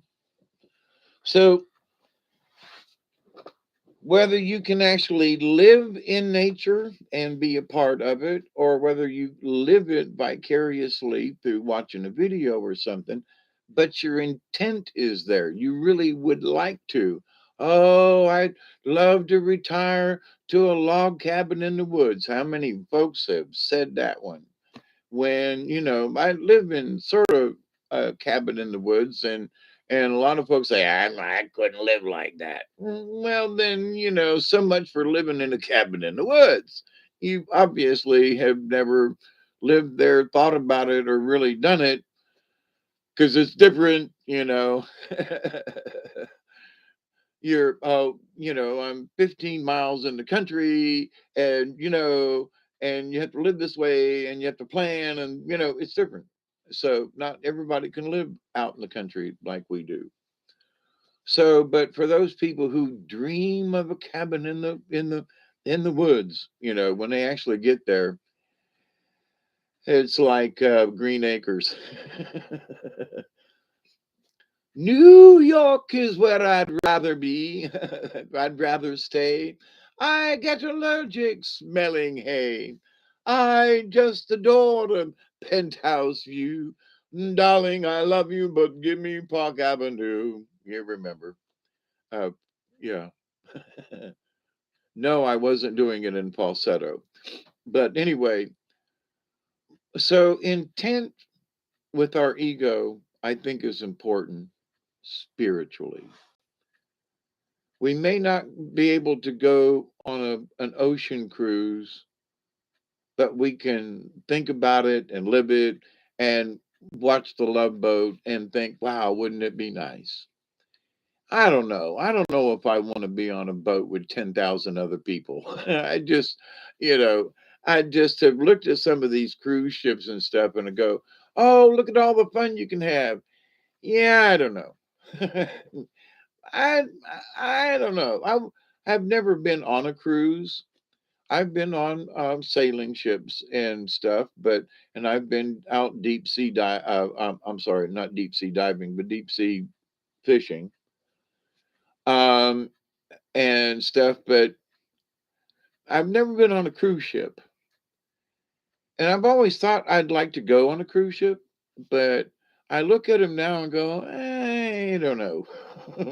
I don't know if I would really like to go on a cruise ship. It looks like, anyway. But folks have been growing on cruise ships since forever, right? I mean, the Greeks and the Romans and the Italians and the Moroccans and the Egyptians, they've been taking sailing ships forever, right? And the Chinese and the Hindus and the Indians, they've been sailing down in the oceans, so cruise ships have been around for a long time. But is that what you wish to achieve? Oh, I wish to. I know folks who is like every 5 years they go on a cruise. They save up their money over the years and they work hard and they achieve and they spend their money and they go on a cruise. And they take the family and that's what they want to do.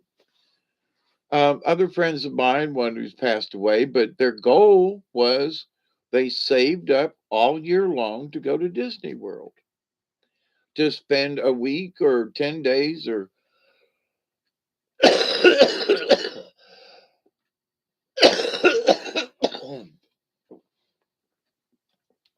I gotta go get my meds tomorrow. It's time for my cough meds too. That they went to Disney World one year. They spent 2 weeks at Epcot. It's still there at Disney World, but they stayed at the Epcot Center. They stayed at the hotel there. Then one year they stayed at a part over here in Disney World, the blah blah blah. Okay. But they loved it. and the older couple, um, he's passed away. I think she's still alive, but to the point that they love Disney. They love going down there. Not so much the rides, but just walking through and being there and just the experience of it. I grew up down there, had been to Disney World several times, but to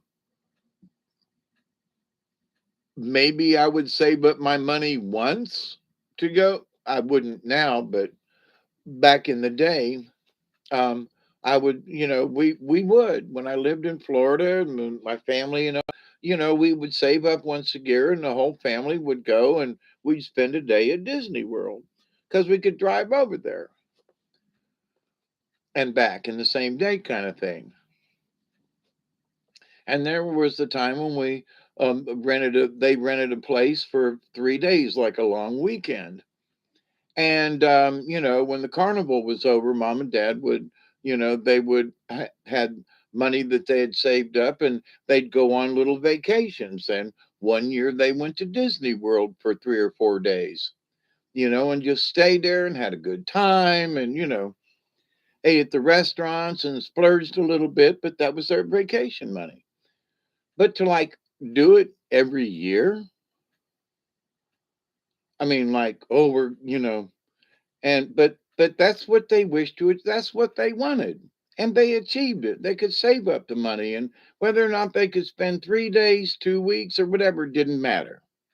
They went to Disney World at least once a year. Okay, so there are folks who have these goals that they wish to achieve, and you can't take the trip with you, but you can take the experience, maybe.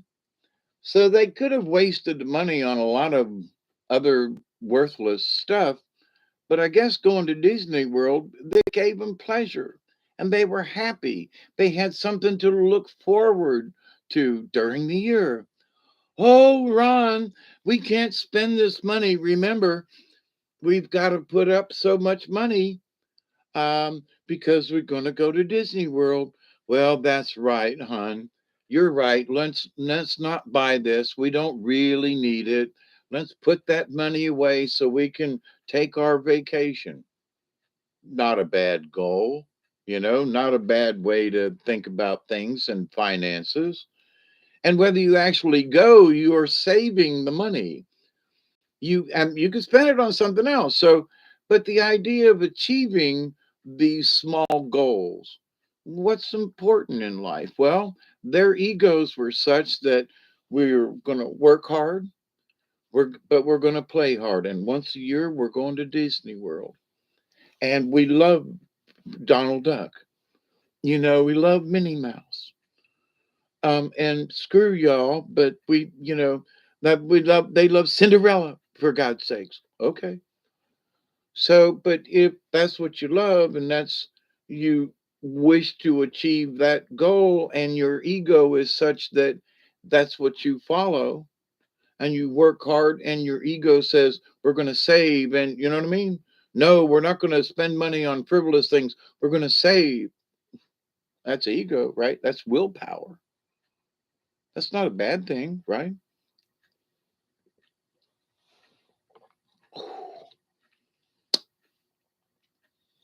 Hoo-wee. Severe cold and cough. I'm glad this was in my bathroom.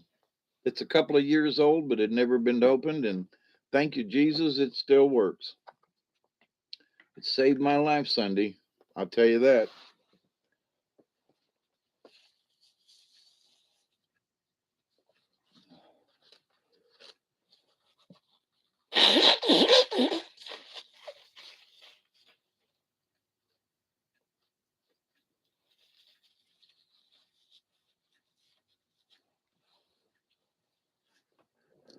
So, in my lifetime, in observing other people, I have noticed that people who have more of a connection to nature somehow in their lives, whether it's through their job or through, and a lot of times it ain't through their job, but they have hobbies. I mean, there are folks who are just they work 9 to 5, they do their job, they come home, and then they go camping or fishing on the weekends. Um, One of my brothers, he and his wife go to uh, you know, Flintlock, old timey gun shoot. They have awards for doing it. Flintlock and black powder and the old timey guns. You ram and shoot and stuff. And so it's something that they can do, that they enjoy. And they travel around. They meet other people. They go to events, and they have achieved a marksmanship. Now, what does that mean at the end of the day? Well, they got a plaque. But what they've also achieved is my brother Dennis, aka Michael, who just had surgery, by the way, and is doing better. There's myself, Lynn, and then Dennis slash Michael. Um, as far as brothers in the hood. But he emailed me the other day, and I need to call him and speak to him directly too. But he had appendicitis, or no, gallbladder removed the other day, and I understand that he ain't dead yet neither, so that's a good thing. But it changes your reality on what is important. But you work your whole life, and you work 9 to 5, but then you do other things that connect you to the outdoors, or to nature, or to something. It's something more than just. Now, I've got other relatives and people that I know that they do their 9 to 5 and come home and go straight to video games. I mean, I have relatives who just they won't come out of the house. Is but they're really good at video games. But it's like, but get out of the house, will you? Get the stink blowed off of you. Go out, do something else for God's sakes. Nope. But and it's not that they're bad people, but and it's not that they're stupid or ignorant. They're intelligent people, and they go to work, they do their job, they achieve those things. They pay for their house or their mortgage, and they got a car and all that. But as far as being attached to the rest of the universe, it's a video game. That the rest of their being and their life and what they live for are video games. And I see a lot of detachment there, which, and my point is, it seems that those people who have lived a full life because they have had some type of interaction with Mother Nature. Okay. Some way, if it's like my pops. Now, we went camping and stuff, but he, when his wife died, he moved out to a golf course. It was less than a block away from where he lived, and he could play 18 holes anytime he damn well pleased, because he had a membership there. And there were 18 holes. He could play the front nine, the back nine, whatever he wanted. It was there. Okay. Had a swimming pool. He'd go swimming anytime he wanted to. And being down in Florida, you could swim almost any time of the year. They had a pool table down at the rec house. He could play pool anytime he wanted to. He had all these things that were, and he retired to that after Bessie died. And that's what he decided. That's what he wished to achieve after she passed away. What do I want out of life? Well, I want to be able to play golf whenever I want to, and I don't want to have to drive. I want to. So he bought him a little trailer in a nice little place there in Dade City. actually just outside of town, retired there. So he achieved what he wanted and he was happy, but he was closer to nature, I mean, literally, because he was living almost on a golf course. And it wasn't a big fancy house. It was a trailer with a screened in porch. And it was in a nice little quiet area for retired people, a small little trailer park, nice golf course, nice greens. It's still there. But the idea is so that, he went from a brick home on 2.5 acres of land to a small lot, and he downsized because what he wanted to do was play golf more often. And he didn't want to have to be hassled with the yard and mowing and that kind of stuff. So he achieved what he wanted. But sometimes what we want changes over time, and our circumstances change. I mean, his wife died, so he was by himself. So then he didn't have to worry about she didn't care for golf. So, but when she passed away, he lived in the house there with my aunt for a while before they sold it. But eventually, he was like, I really want to go live at the golf course. I don't want to have to drive back and forth. I would really like this. And he did. So, what we wish to achieve, where our egos send us, and his ego of just wanting to play golf and just wanting to have his own handicap, just wanting to hang out with a couple of retired guys like himself.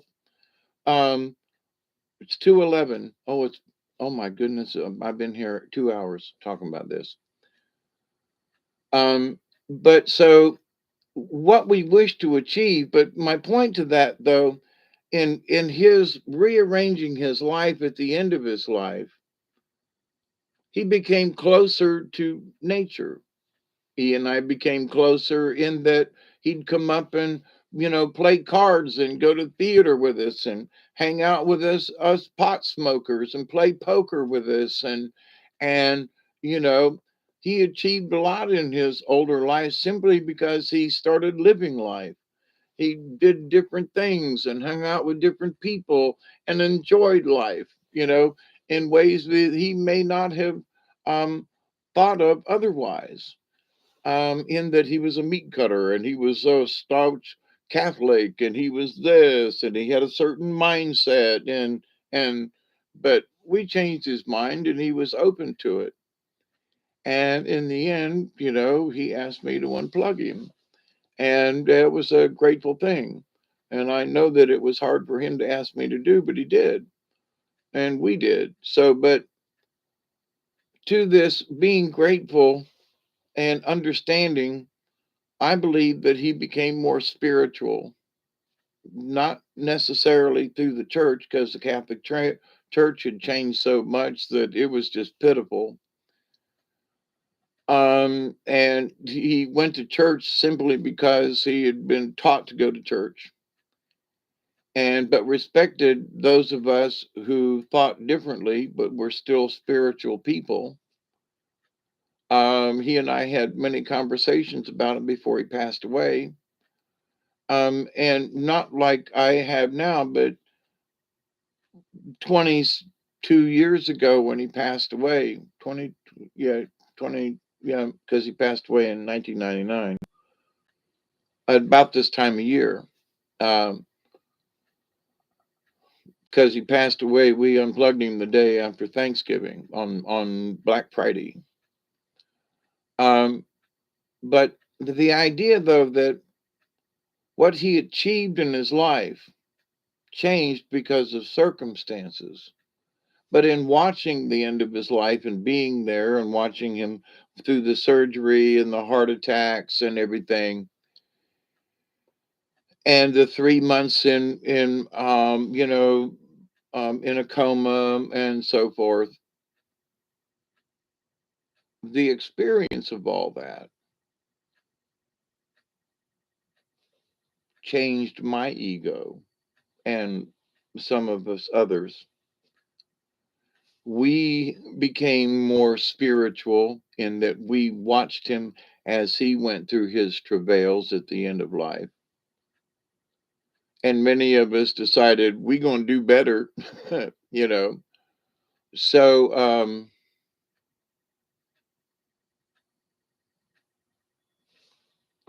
we had to check our egos at the door to say, I'm 20 years ago, I was 650, 50, right?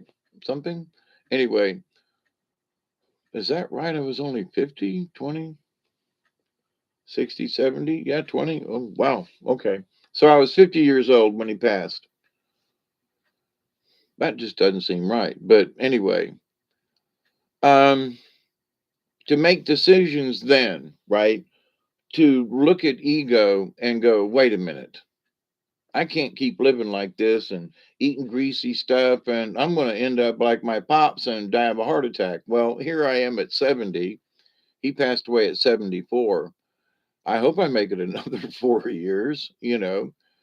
Um, but the fact that he ate himself to death, he was cholesterol packed, and I'm not, because I said, no, me and ego had a conversation and it took willpower to change. Now I'm still smoking cigarettes, and me and ego have to have another conversation about that too. But it's the willpower, and I have not had the willpower to put cigarettes down. I'm still working on it. But that's what it boils down to, willpower in the end. We can have ego, we can have talent, we can have knowledge. But if we don't have the willpower to use it in any way, shape, or form, now hopefully we will use our talents and everything. It's 2:17, 3 minutes for a 20.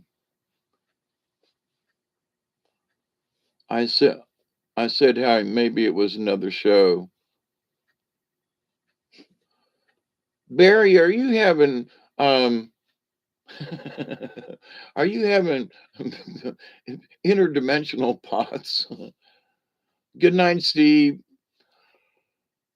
I'm sending healing to you as well, and hope your grandchildren, great grandchildren, are everything worked out because of the accident and everything. But so anyway, in this world of worlds, the idea though that it's our ego and our willpower. So don't let ego run rampant, but make sure that you always make sure that you've got enough ego and enough willpower to get that which you wish to achieve done. To make sure that you get those goals reached. And now that's a topic for another discussion about goals, how we set our goals. Do we set them too high? Can we achieve those goals? But I think here in the next few minutes, because I'm fixing to get out of here after the 20, because I'm tired and I've had a busy day and I've got stuff to do tomorrow. And I've been here with you for 2 hours, and I'm trying not to overdo the videos and make them 4 and 5 and 6 hours long again. That trying not to do that.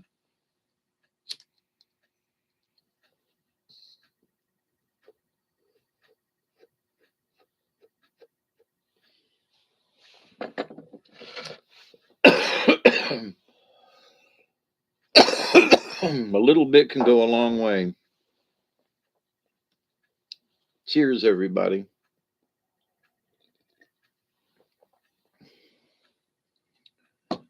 So, for some people, the goal, I was not interested in going to college. Actually, I was, but then I had a very severe accident that gave me head concussions and personality changes. And I ended up marrying a girl off the carnival that lived in Moultrie. And I moved to Moultrie, and the rest is history. Um, and the opportunity to go to school around here back then, plus I was trying to work, keep a job, feed family, and still achieve, something for a future. Um, and then I lost my job and got thrown in jail for a year and lost a bunch of stuff. And you values and what you wish to achieve changes. And anyway, but that's my life story. But to the point of that, opportunities come and go, and we make right choices, we make wrong choices. Um, but if we set goals that we can achieve, okay, I want to go to school and I want to get a 2-year degree. That was my original plan. Well, the accident, which was not my fault, interrupted that. So it took me a bunch of years before I could go back to school. But I did achieve 2 years. And I was, uh, high in my class, kind of, a 4.0 average for most of it. Um, I won the state championship for extemporaneous speaking.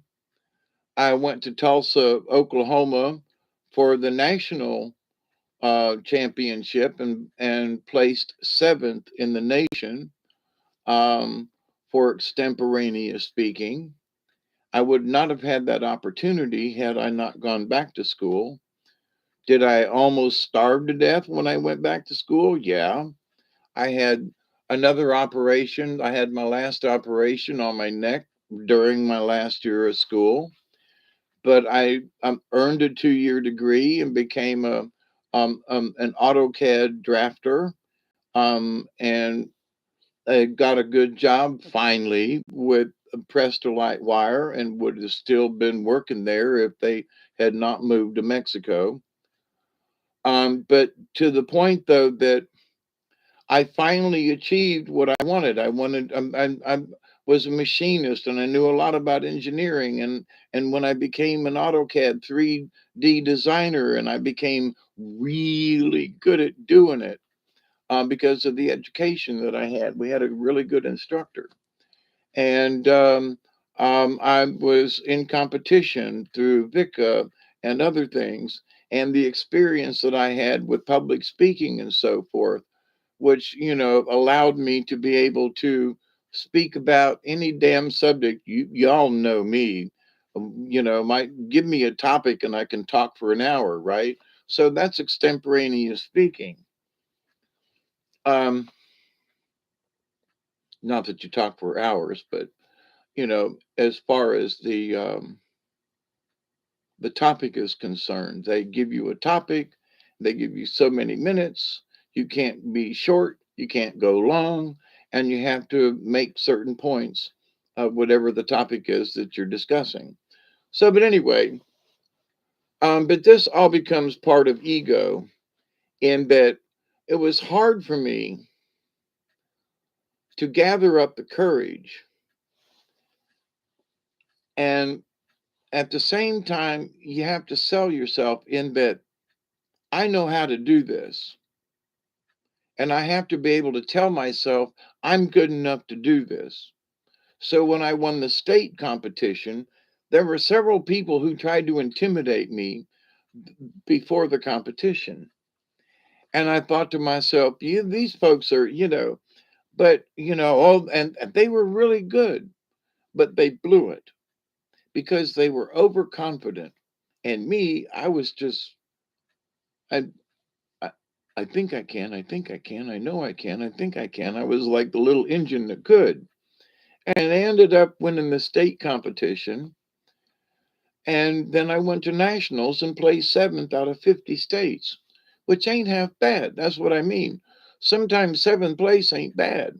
Sometimes 10th ain't bad. If you're NASCAR, 10th place, you finish the race, or, you know, top five is better, but to the point, and seventh place in the nation gave me courage and confidence, which helped my ego because at the time I was kind of ego battered because I was told I wasn't good enough.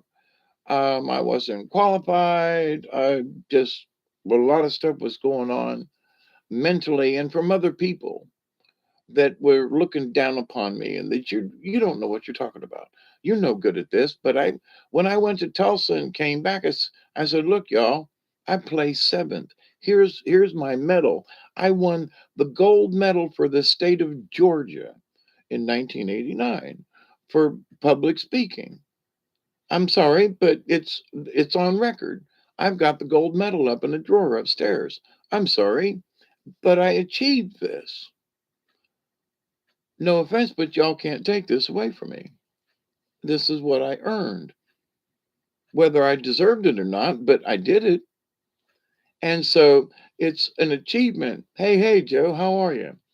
So, but when I started back to school, my intention was not to win a gold medal at a competition. I went back to school to learn AutoCAD and to become a 3D designer, which I did, and to learn computers, which I did. But then while I was there, other things crossed your path, and I became a part of VICA. Um, and with that, I became part of the group. I was, you know, um, and within the school. And then I became part of the competition. And then I went to state. And then I went to nationals, you know, with the help of other people that paid my way because I couldn't afford to go to Tulsa. I couldn't afford to go to Atlanta for the nationals. Actually, I think it was Savannah. We went to Savannah for the nationals. I mean, for the state competition. But anyway, but to the point though, the fact that I won state is like, wow. So out of all the schools in the state of Georgia that sent representatives, I was the best in the state of Georgia. Had not ever thought of doing that. Now, when I was in high school, I was involved in public speaking and humorous extemporaneous. And I'd won several awards for public speaking and humorous interpretation, and was very good at that. So but it 30 years later, in '89, I go to this. So I had not anticipated that I would have achieved that. Okay. But willpower and folks asking me, listen, you're really good at this. You should try this. Okay. And I did. But it gave me confidence. It helped with my ego that was battered with so many people that were telling me you're not good enough to do that. When actually I ended up with a gold medal, you know. I must have been fairly good at it then, don't you know? Especially when competing with all these other schools and all these other people and talents. So, and I'm not bragging, because I was like, I won? You mean I was the best? You're kidding. I mean, what? Because I saw other people and met other people who were in the same competition as me, and I was like, man, that guy's good, or that girl's good, man. But when it comes down to the judges, I won. So, which still shocks me and surprises me. But to the point, though, that I was told at the national competitions that several folks had told me that they thought I should have gotten at least third. There was this kid from Florida, and they said he came right after me. And he was blonde and cute, and there were three female judges that just wooed over this kid. But they said that I had a better presentation than he did. And seventh place from third place was less than 3 points total as when they judge you. So I was seventh place was only 3 points away from third place, you know. So with just 0.2, 0.5, half a percent between us, to seventh place, which means that's how close the competition was. But to the point though, it made me feel good in that, oh my God, if I put a little ego into this, not big headed, but I placed seventh in the nation. Holy shit.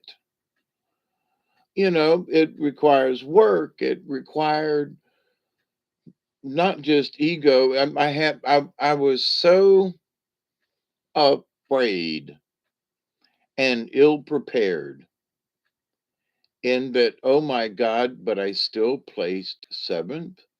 And it was because I just intestinal fortitude.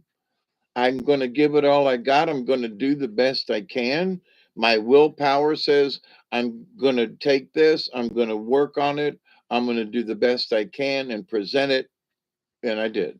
And leave it to the universe to judge, literally.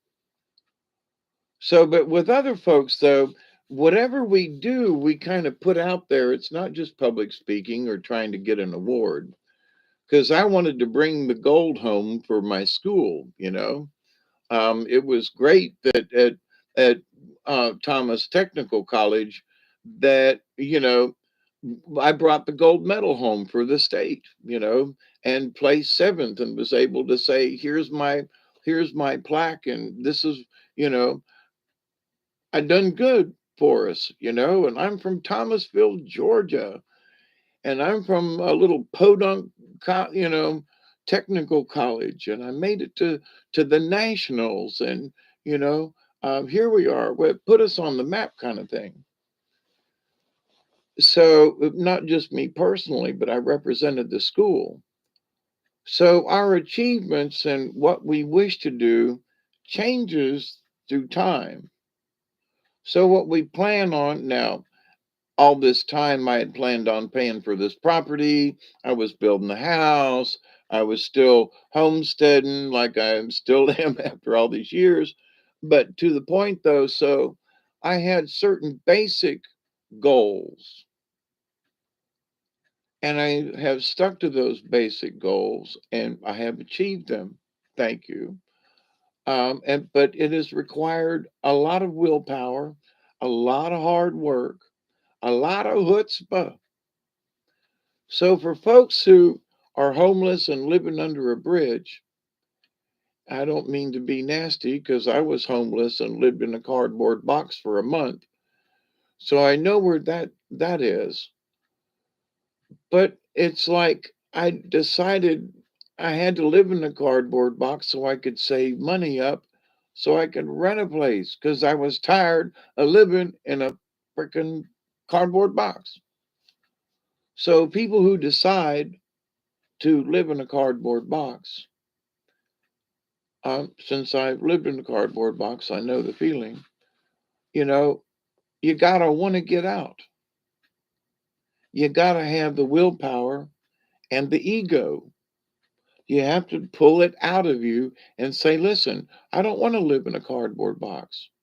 But if you resign yourself that that's what you want, that you wish to achieve is to find you a good cardboard box somewhere and be a homeless person, okie dokie. So different folks, different places have different levels of achievement and goals. Some folks have just given up because they weren't able to achieve their goals. They let things like drugs or alcohol get in the way of achieving their goals. I know I did. I could have been a better person had I not spent all the time. It wasn't necessarily money because I was selling the drugs to pay for my habit. So my habit didn't cost anything except the time that I spent involved in the dealing and the try and the doing them and but it didn't cost me any money because I didn't have any. So my drug use or addictions or whatever was paid for by the fact that I always had some kind of connection that I could do a little wheeling dealing that I could make enough to pay for my portion of weed or whatever it was that I was, a party to.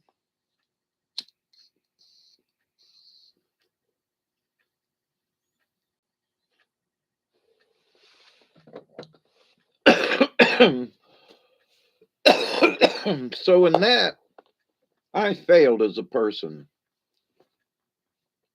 I spent way too much time getting high, way too much time buying and selling so that I could get high and partying when I could have used that time somehow differently, like maybe going to school or something or something.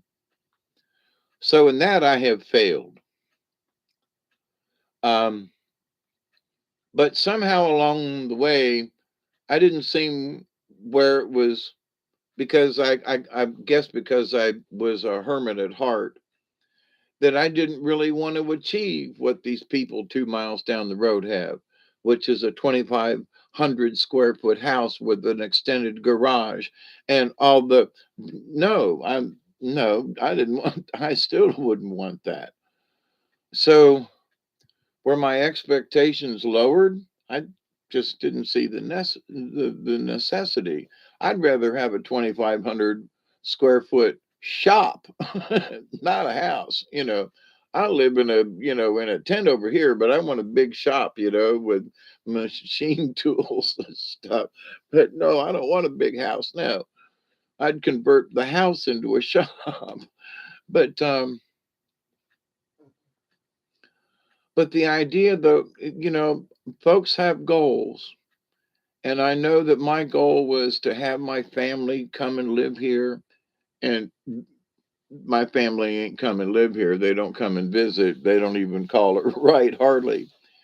But, my goal was to buy this property. But here's the thing, if my family somehow needed a place, I'm still here. And whether they ever show up or not, the property's still here. My goal is still the same. And have I achieved what I thought would happen? No. Are there any family members here? Come? No. But what if they do show up one day? Like my sister surprised me on my birthday, kind of thing. But the idea that I have achieved my goal. It's just that nobody's took me up on my deal. So does that mean that I have failed? Well, there's a big part of me that says that I have, and I'm working that out as we speak. In that, I would love my grandchildren to come and visit me, and but they still haven't made it. I'm not picking on them. That's not it. But that circumstances has not permitted them to be able to come and visit. Okay, now I will say that when my grandmother was alive, I did whatever it took to go see her. Now, I'm not saying my grandchildren are being slackers, but the mindset of folks these days are not the same as when I was their age. If a holiday was coming up, I was saving up money, and no matter what I had to scrimp, scrap, or whatever, I was going to go see Granny.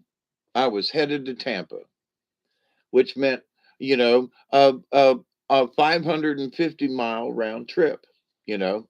So we had to plan the trip. We had to have the gas money. We had to have the time off. We had to be able to have a vehicle that would make it down there and back to Tampa and to go visit and so forth. And was always able to do it, was always able to manage it. Folks these days, we just can't make it.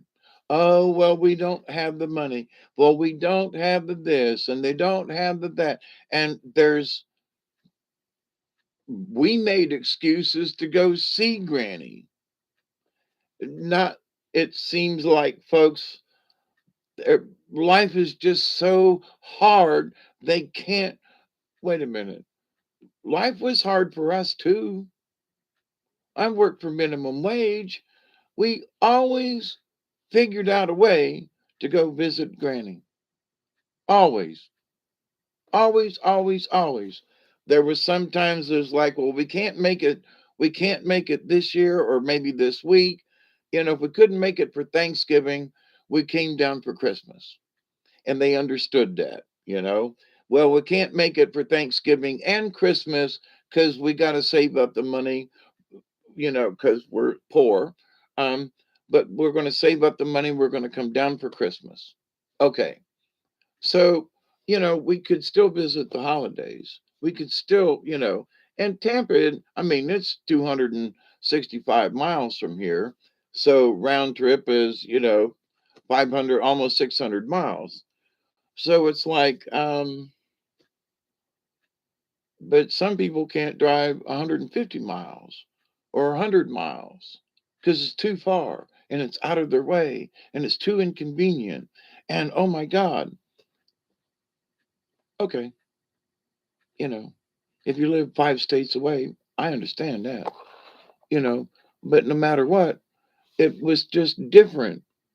Whether, and my niece that lives up in Decatur around Atlanta, she always made it down to Tampa and to see her mama and to see the rest of the relatives and Granny when she was alive, and would make the trip all the way from Atlanta to Tampa to see relatives for the holidays and so forth, because that's how important. So, my niece and nephew, who are in their late 40s now, have that in them. But kids, I say kids because they're still kids to me, but they're adults, right? But folks that are half their age, in their 20s, they don't get it. No, they're not driving all that way to see grandma. They're not driving all that way for the holidays. They just ain't having it. So there has been a big attitude adjustment change from when I was growing up and from when I was a teenager for when I was 45 years old. Joe says, I always say that no one except you have the right to say whether or not you can do. Yep, that's right. And Joe, our limits can change, you know. For example, I'm going to therapy tomorrow for my last time. But the last week when I went to therapy, they've got me on this pedal bike thing that you use your hands with. It's almost like a walking machine sitting down. I don't know what it's called. But anyway, you got to keep up so many RPM for this thing to even work, right? You literally have to pedal it to make the screen work. So I was noticing when my first 2 times there, I noticed there's a mileage thing over here. Like, what? So I'm pedaling, and it shows how many miles I'm going. And here's my time. And I'm watching the two. I ain't got nothing else to do, right? But watch the screen. So I'm thinking to myself, I used to run a quarter mile in, in under a minute, you know? And so here I am pedaling this machine. Can I pedal this machine a quarter mile in under a minute? The answer is no. But what I did decide to do was that I had decided to be able, in this 10 minutes of pedaling, I would go a mile. So now that was like the second week I decided. Third week, I was really into it. Last week, the last 2 weeks, so this last week, I did almost a mile and a half, where 3 weeks ago, I could barely do a mile in the 10 minutes of pedaling. So now I'm up to a mile and a half almost in the same amount of time, which means harder pedaling and so forth. So my stamina has increased. And so what I meant by that is that, wait, where was I? Only you know your limits. Right. But see, limits can change if you decide to change them. So it was my own, nobody's telling me that I need to, you know, The therapist ain't saying we want you to do a mile. No, they just wanted me to keep pedaling for 10 minutes. That's all. That was that's all they had asked. It was up to me as to whether or not I wanted to go faster or go a mile or test my own strength. So I decided to change my limits. I decided to achieve more than they asked of me. I decided with my own ego because I played on the fact that I used to run a quarter mile in 55 seconds, under a minute. I used to run a quarter mile. I can't pedal this thing a quarter mile in 55 seconds. The answer is no. But so I challenged myself that I could do a mile in the time limit that they had set for me. That I could do, and that I broke. And tomorrow's my last day, but I'm going to see if I can't hit that mile and a half mark, which means I'm going to have to pedal my ass off, right? But it's up to me. But so why? Because I want to increase my stamina. I want to get my legs in better shape. I want to get it makes my arms sore because you work your arms along with the pedaling. And it's got two different positions, so it changes how you use your shoulders and your arms. And I want to keep up because I really want to get back to kayaking. And I want to be able to paddle again. I want to have enough stamina to paddle. And so but see, but all of this is up to me. So for the rest of y'all out there, it's up to you what you want to do. What do you want to achieve? What do you set your limits? I could have just pedaled quietly and not worried about how many miles I pedaled. I took it upon myself to do that. Okay. So, but the lady who was my therapist last week, she was like, Mr. Null, I've noticed that your stamina has increased from the first, because she was my therapist the first time I was there. She goes, the first time you did your exercises, she said, you pedaled a whole lot more. Your stamina has increased every week that you've come in here. I can see that you have progressed. Now, for a 70-year-old man to progress in stamina, you understand my point? It's one thing for young kids that there are a lot of young folks that they're working on with some kind of motor dysfunction or something. Oh, thank you, Joe. But see, it's up to me. I mean, I've got a heart problem. Yeah, but I don't want to die. And the only way I'm going to get better is if I improve my stamina. And the only thing, if I want to continue living and having any quality of life, then I got to do better, so but it's up to me to do the better, so and it's up to y'all. Yeah, you can do it. It's tough. Trust me. I came, I was so sore that after that last little race to the end, because the last minute or so, I pedal as hard as I can pedal. And it's got an RPM thing that you watch, and I try to stay. First, they tell you to stay within 30 and 40 RPMs. And then for me, I said, screw this. I can't get there at this pace. So I started pushing 40. And then I started pushing 45. Then it started pushing 50. And the last time I was there, I was doing 50 and 55 and pushing 60 RPMs or whatever it was on the scale. And then noticing how many miles, I could make in that. It doesn't give you mile per hour, but I was calculating in my head as I'm pedaling, right? So, but I know that it's improving my stamina, and that's exactly what I want. I got to improve. So, laying around and being sick with a heart attack and oh boo hoo, I can't do what I used to. That don't work for me. I was in a wheelchair, 7 years ago, and was using a cane, had to have a walker, couldn't get around on my own. And now, all these years later, after having a heart attack, I'm actually doing better than I did 7 years ago. That's because my intention. No, screw it. No, I'm not going to live in this wheelchair.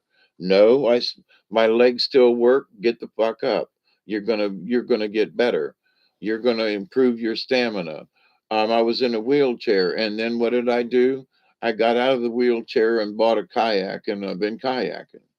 So no, make a decision. I'm not going there. Now, did I achieve any awards? Yes, and went beyond the box. You know, he's now something great importance about you. I used to walk 5 to 10 miles a day. One time I walked from Boise to Meridian and back. Holy crap.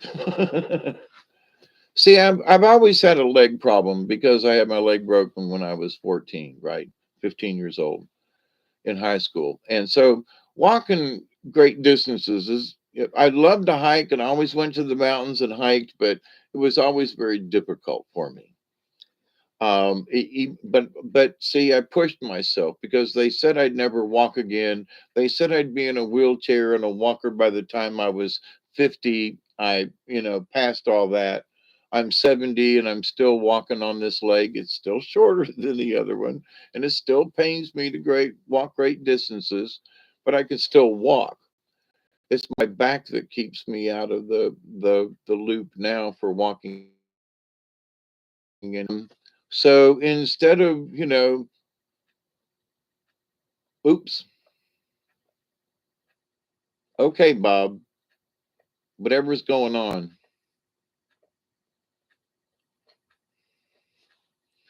So I can't walk now, but I can kayak a bunch of miles and I can float and I'm next to nature. So so I can't walk, but I can paddle, you know? So I have just transferred what I can't do into something that I can. That's all. But to my point, as just an example of life, so I can't walk, I can't hike like I used to. All right, but I still like to go places. I still like to be outside. I still like the movement and the travel and the so I kayak, right? And rivers, and of course lakes are good too, but there's something about the movement and the thingy. And anyway, um but so what can you do?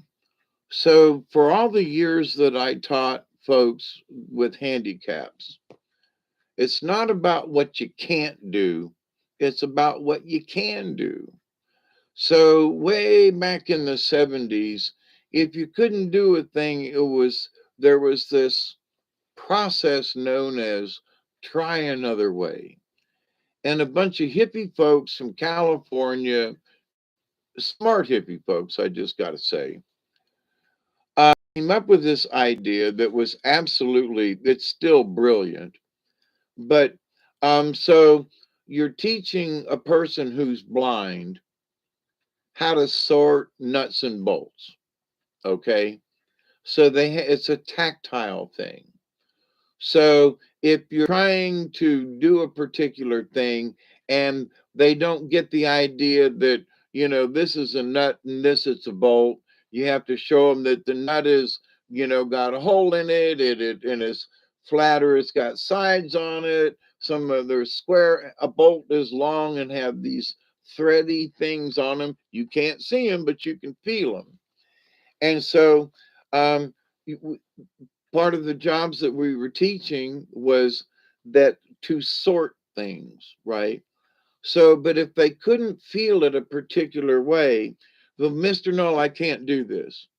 Instead of saying, no, don't do it that way, you would say, try another way. So they'd want to put the bolt in the nut bin. You'd say, try another way instead of, no, that's not right, which is a negative. So to speak in the positive, you go, try another way. Is that where it goes? Yes, Mr. No, try another way. Wait a minute. So you wouldn't tell them no. you would give them the incentive to try another way because maybe that bolt's going in the nut bin. So they'd go, wait a minute, let me go over. Oh, that's the nut bin, Mister. No, yes. So where does that bolt go? Over here. So they had to learn with their blindness spatial recognition. So here's your pile of nuts and bolts, and we want you to take the nuts out and put them in this bin. So in your spatial, you got to imagine that over here on the right that you can't see is a bowl where the nuts go, not the bolts. So in trying to learn this to be positive reinforcement, it was to try another way to be positive with what they were doing. So in life, everything is if you can't do it this way, try another way. There's a solution somehow. Ask the universe, just stop and think about it a minute, which is asking the universe to help you so that we try another way. So, in achieving our goals, if we can't reach a goal this way, then what we need to do is to try another way of looking at it because usually there's some kind of solution. And some kind of solution means that there is another way you could achieve a goal that maybe you hadn't thought about in the beginning. So, in life and ego and our willpower. So, when we get these things balanced, we are harmonized with the universe. And that is absolutely part of our spiritual or shamanic journey, if you will, because it teaches, hey, that way, how you doing? It teaches us how to be in harmony with stuff. I mean, there are folks who are salesmen, they can sell something, they can sell, you know, shit and shinola to a blind man. I mean, just whatever. Hey, you want, I got a bridge I can sell you. I got a piece of land in the middle of a swamp in Florida. If I were blind, I'd create a holographic visual based on memory, touch, hearing, and more. Joe, now, since I've been yapping about this other stuff for a moment, and we sort of brought up the blind thing, I would like to bring this to you. And it has to do with blind folks and those, I've talked about this before, but you can develop your third eye. So if you were blind, you would be able to see with your third eye, not just create a holographic image. You would be able to see with your third eye. Just saying. And you can practice using your third eye. There are children who have, I've talked about this before, and there's evidence out there where there are 8, 10, 12-year-old kids who have learned to, they put like a one of those sleeping masks on them, that covers their eyes. And there's this one girl that was so good at it, she could sit in the back of the classroom and read the words on the blackboard with her eyes closed and the mask on. Absolutely phenomenal.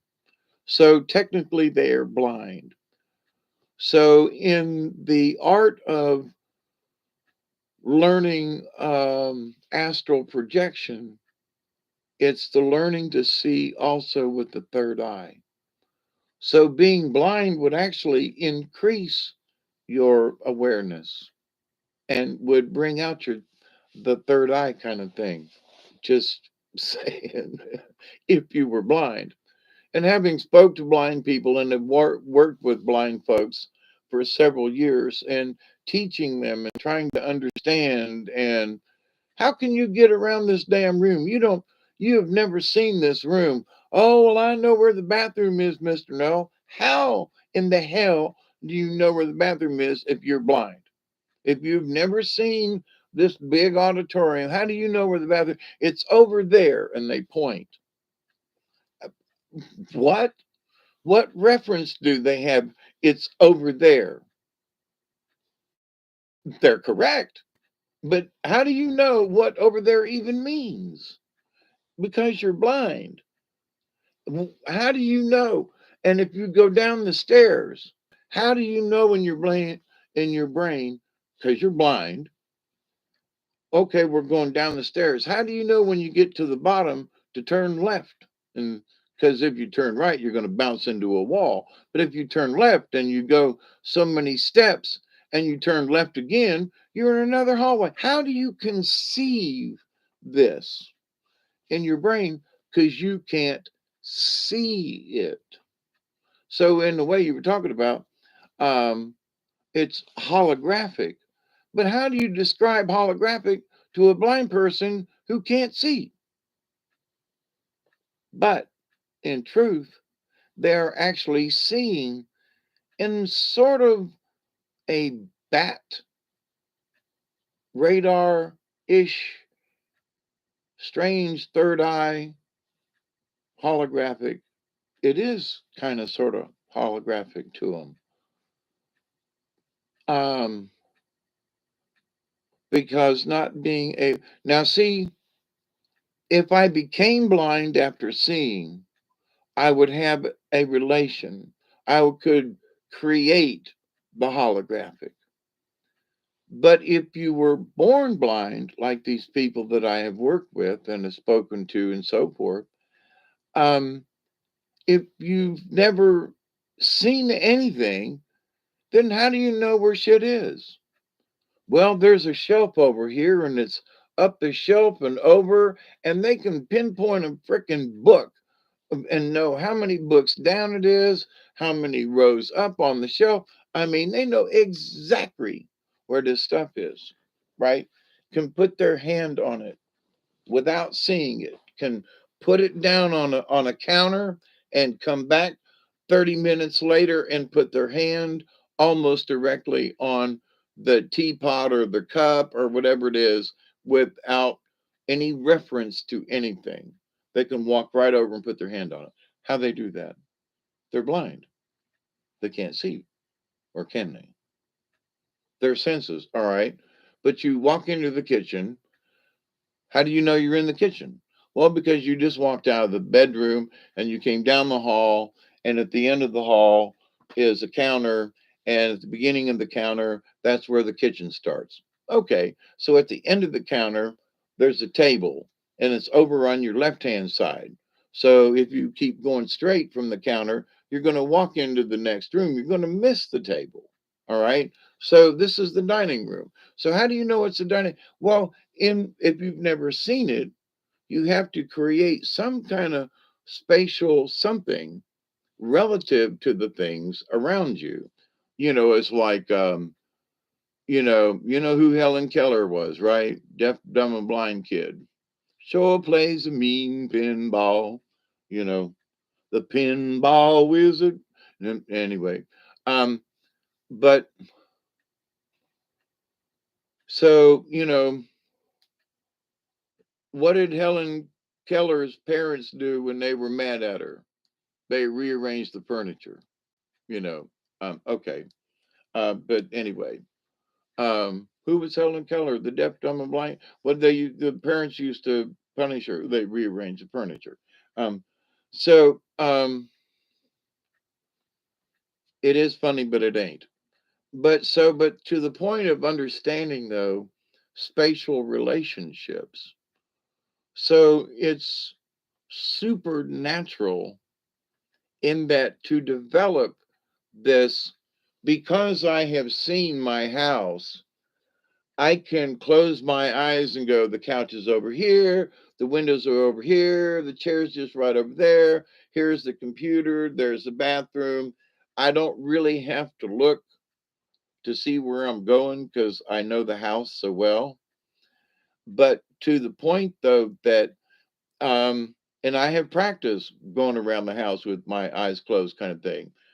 When I was teaching the blind, one of the things that they had us do was to be blind for half a day. We had to not pretend. We had to wear uh, little things on our eyes and a mask, and we had to be blind for half a day. We had to understand what it was like to be led by someone, what it was like to teach someone to be led. In other words, a blind person will put your arm on their hand on your arm. It's you don't lead them by the hand, and they so it's you're sort of like a guide dog in a way, but you don't lead them. They follow you, and they have their own control with their walking and so forth. And but you teach it to the blind person, especially to the mentally handicapped blind people. You had to be like, no, don't reach out. Keep a hold of my arm. Follow me. Feel the rhythm of my arm and how I'm walking and what my pace is, so you don't step on me, or you have to keep your feet straight. So you're trying to teach this, but if you're not blind, then you don't know what it means.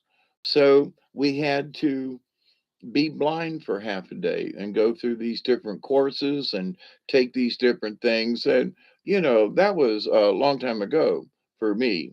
That's been over 40 years ago. So that training has not left me and is still valid to this day. Um, and in learning how to do it back then, and also having tampered with astral projection all them years ago at the same time. So learning to be blind and then learning to teach the blind how to be blind and how to relate to the sighted world. Um, and then exploring and tampering with astral projection and having success. Um, then seeing how the two were connected. You know, for me,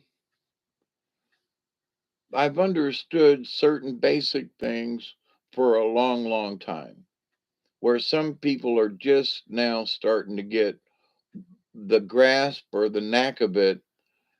I was learning back in the mid 70s and early 80s, and still practicing and still, researching and still, um, on that shaman journey, you know, to understand the universe, to just how are we a part of it, and how do we connect with it, and how do we stay connected, and how effortless it is in the long run. There are a lot of people who try too hard to be spiritual when they just need to accept and receive the knowledge, the healing, the wisdom, and the many blessings that are in the universe. Because I'm wrapping up 3 hours of this. I swore I wasn't gonna do this for 3 hours. Joe says I've already been working on my third eye too. I've just begun. Perhaps seeing is not the right context, but rather they are aware. Actually, Joe, they can actually see things. Okay, they can see shapes and forms. The young lady that I'm referring to in this video that I saw a few years back, was she put on her little masky thing and could read all the names on the blackboard from the back of the classroom. That's seeing it. That's not, you know, just becoming aware of it. No, she could see little orphan Annie off on the right raise her hand to the teacher. She could interact with the children. She knew what the colors were with a mask on and her eyes closed. So that's seeing. Ain't no other word about that. And so it's amazing. And that the younger folks have an easier chance of learning it, and older folks, because they've just been taught not to accept it, you know? So a lot of things like to use your third eye is unlearning. You have to accept a natural state of things. What? That you can see with your third eye. What? It's like I've talked to folks, and I'll mention it again before I go. My 3 hours is almost up. But seeing in the dark, like when I've been out on the rivers and on the and at night, when I don't hardly ever use a flashlight when I'm on the river and stuff at night, because the nighttime has its own sense, and when your eyes get adjusted, it's amazing what you can see in the dark.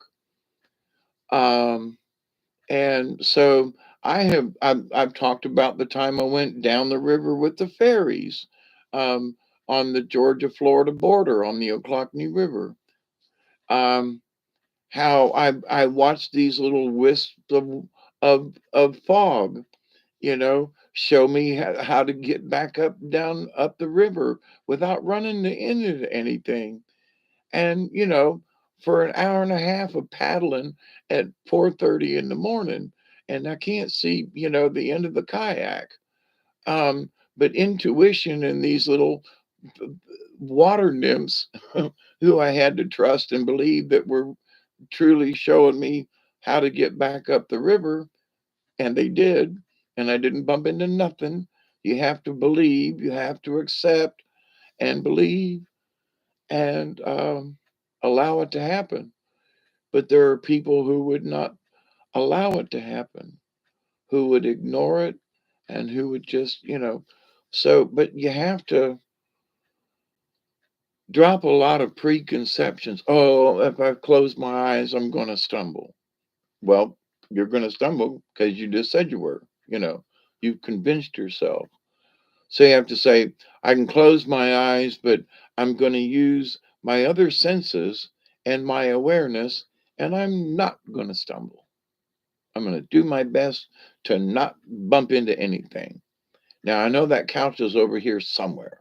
Well, I know that end table's over here. Oops, somebody moved the couch, or something. But anyway, but to the point, though, we allow ourselves by trying another way. That way, it's 12:12. I know I'm coming up on another damn 20, ain't I? Well, I still have a hit or two left here, so maybe I'll hang out for. But to get this last little point across, um, that there are many things. The older we get, we have to unlearn. Now, for me as a young child, I had a magic pillow.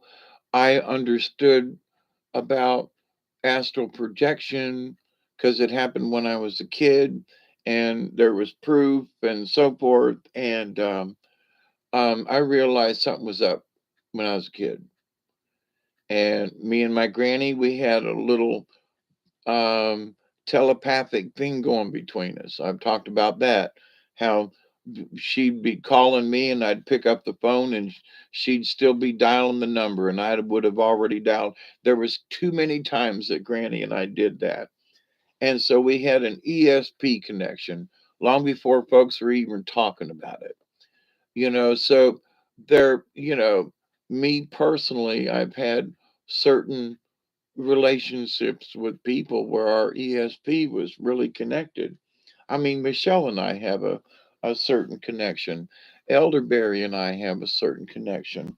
Steve Clark and I have a certain connection.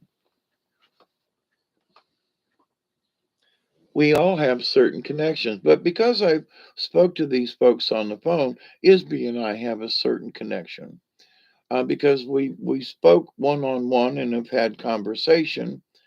And in my realm of thinking, I have learned there is each of us has our own frequency.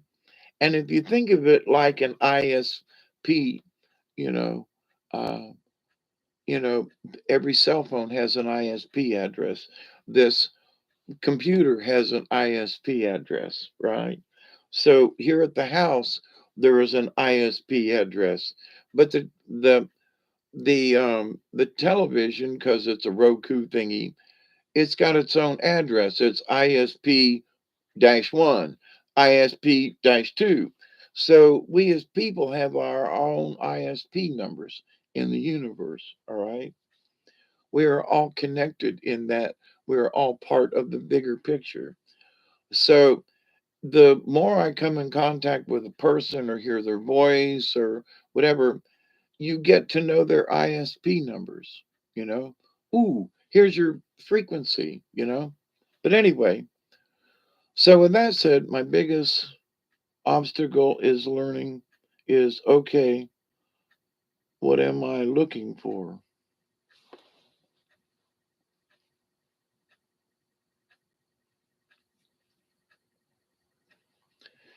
That's a good one, Joe.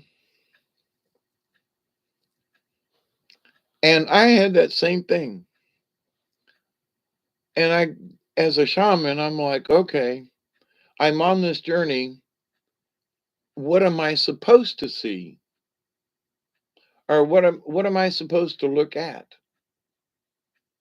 What am I looking for? I know exactly what, well, maybe not exactly what you're thinking, but I have been there on that one.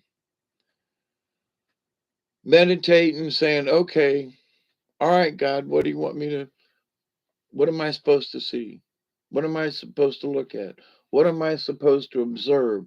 What am I supposed to hear? What am I supposed to feel?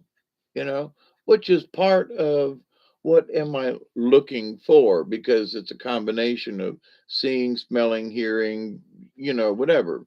So I absolutely understand that one, Joe. I really do. And now that I'm 70, and now after the heart attack, and now after other circumstances, now what am I looking for? So, what am I looking for, as I've discussed, has changed over the years. And it changes with your perception of time and space and the time space relationship and sometimes the distortion of time and space. It's weird. What time is it now? Oh, we got 3 minutes. All right. Well, I am going to quit after this, honestly. So I'm going to start my prayer now, um but with this thing about the universe. So all of this is related in that what do we wish to achieve? There are some people who don't give a crap about spiritualism. They're going to watch football, they're going to ain't nothing wrong with watching football, but they're going to watch football, they're going to be a part of this. They're going to do their thing and they go maybe go to church on Sundays and that's that as far as spiritual or being any more, they're not really interested. They're it is what it is. Now, are those people wrong? No, they are who they are. If the inclination came to them, they would be more spiritual. But it just ain't in their game. You're already puffing. I'm boy, I hope I can get one out of this. Not that I really need one, but I do. But I don't need to be smoking is what I don't need to be doing. But I've been taking little tiny hits so as not to, make my lungs hurt.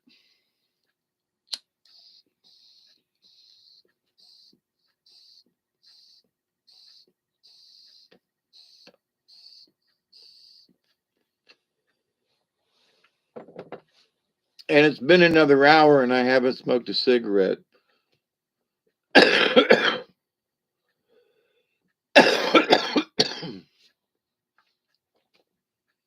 What do you mean by that? That your energy isn't too crass? Someday have a good look at my energy.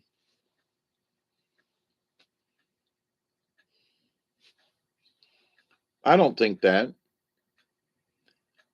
Someday have a good look at my.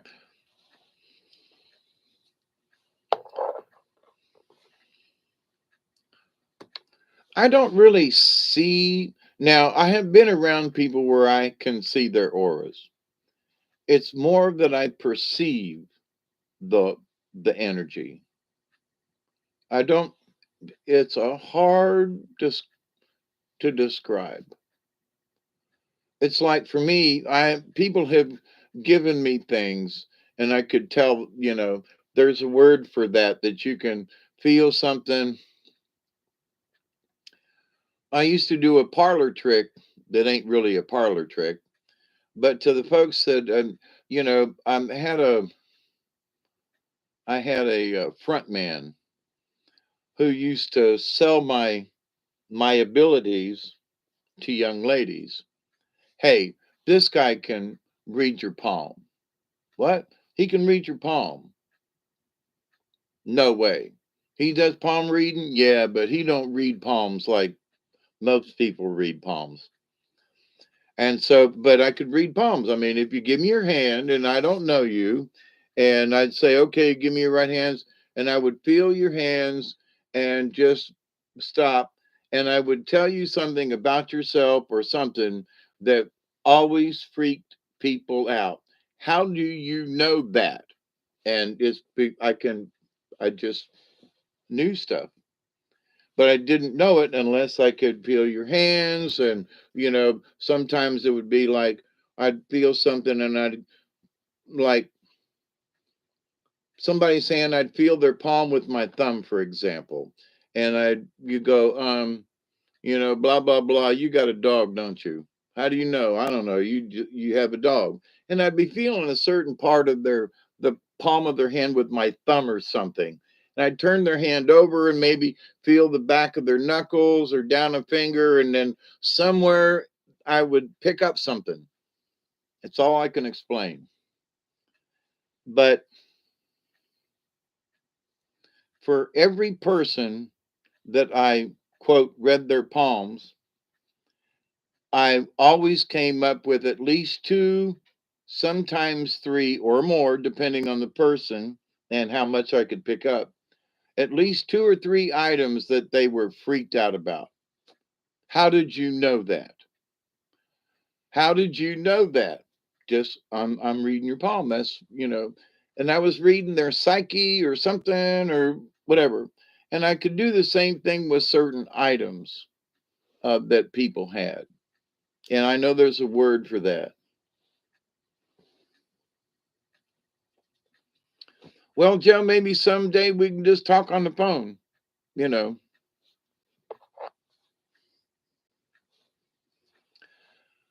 as far as energy. But anyway, because there is for me, I'm very auditory. So having been in radio and everything, so I'm very auditory. So to hear somebody's voice, like I don't have to talk to Elderberry to hear his voice in my head. I don't have to talk to um, um, Michelle because we have talked before and I know what her voice sounds like. I know what she sounds like. And in the sound and the thing, there is, I don't know, I make a connection. I don't know how it works, okay? I don't know how it works. I just know that it does. And I have developed my own little way over the years and I still don't understand it, but I accept it. So in this, after 3 hours and 8 minutes, I continue to pray that each and every day, that each and every one of you will continue to learn how to accept and receive the knowledge, the healing, the wisdom, and the many blessings from the universe. And in that, you can learn how to hear other people and to hear. It's not really mind reading, but it is, and it ain't, but it is. And oh, by the way, good night, Barry. Oh, by the way, just to let you know that ET and everybody said that by the end of October, we were going to be in a new phase. Oops, by the end of November, we were going to be in a new phase and that all this stuff was going to happen. Whoops, by the 1st of December, We're going to be in a new phase. Guess what, everybody? I ain't seen no new phase. Okay.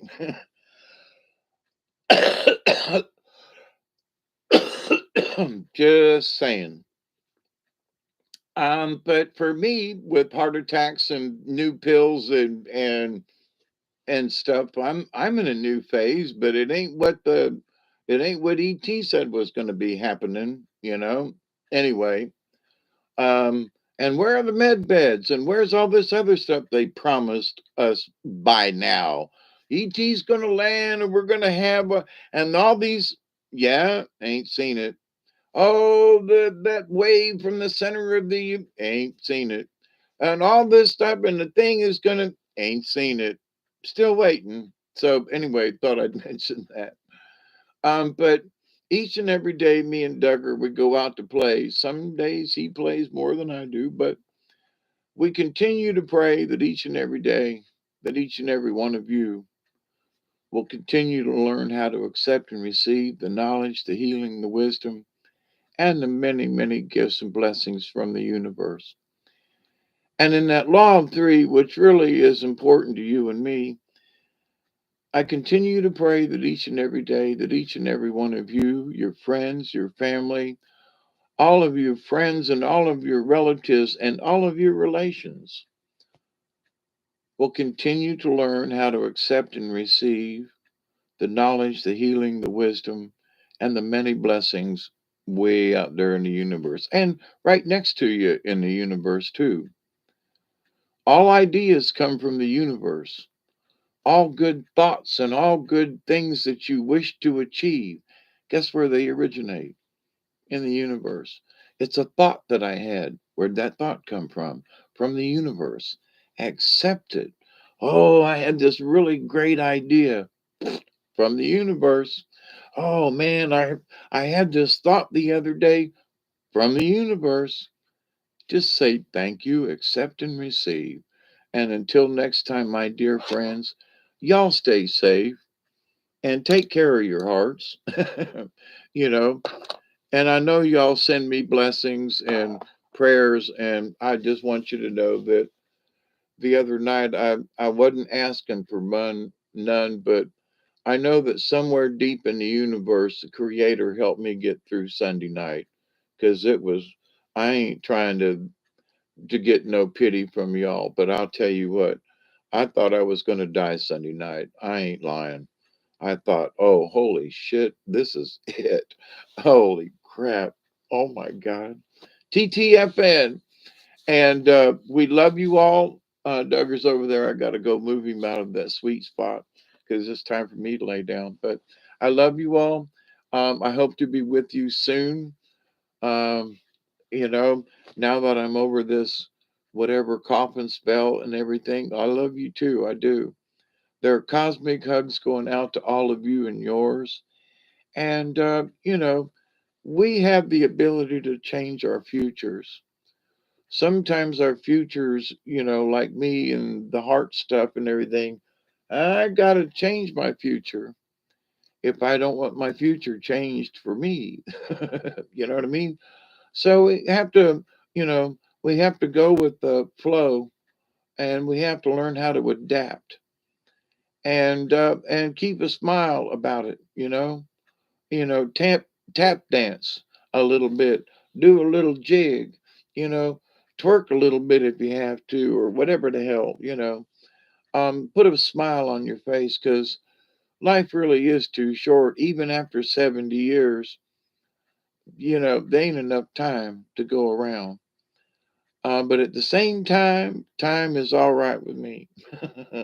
So I love you all. And until next time, TTFN, ta ta for now from South Georgia. Duggar and I both love you. Cheers, all you all out there. Keep the faith. Believe, believe, believe, believe, believe. And you got to believe in yourself. That's where this ego thing comes in.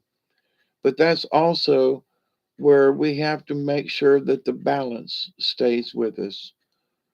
I pray that I continue to have balance with ego, all the egos that want to argue, and my ego to the universe and that I have enough ego because I have lost faith at times where I just didn't think that I should do this YouTube thing at all, that I had no business or I didn't have any right to speak on these things. And that it was my ego that was like, oh, do a YouTube video because you're all that. And no, so there are times when I'm like, I'm not going to do a video because I don't want to be all that. I'm just Hawkeye. I'm just Dave. I'm just me, you know. And we're going to talk about a subject. And whether I'm right or wrong, here you go. And you accept or believe it as you wish. Oh, thank you that way. I hope I was at least a little informed. For every time I chat about some of this stuff, I just want to, touch your brain in such a way that you will just go, hmm, you know. So have a great day, everybody. And if I keep talking, it'll be another hour, and I'm getting hoarse, and I gotta go toity. Anyway, cosmic hugs, everybody. Thanks, Joe, Chloe, that way, Barry, Michelle, and whoever else is up the line that's still awake. Um, I love you all. Okay, please take care, and I hope to see you soon. All right. End of stream. Cheers, everybody. Be safe. Believe, believe, believe, believe, believe. Have faith in the universe and have faith in yourself without being over egotistical. All right. Till next time. Bye, y'all.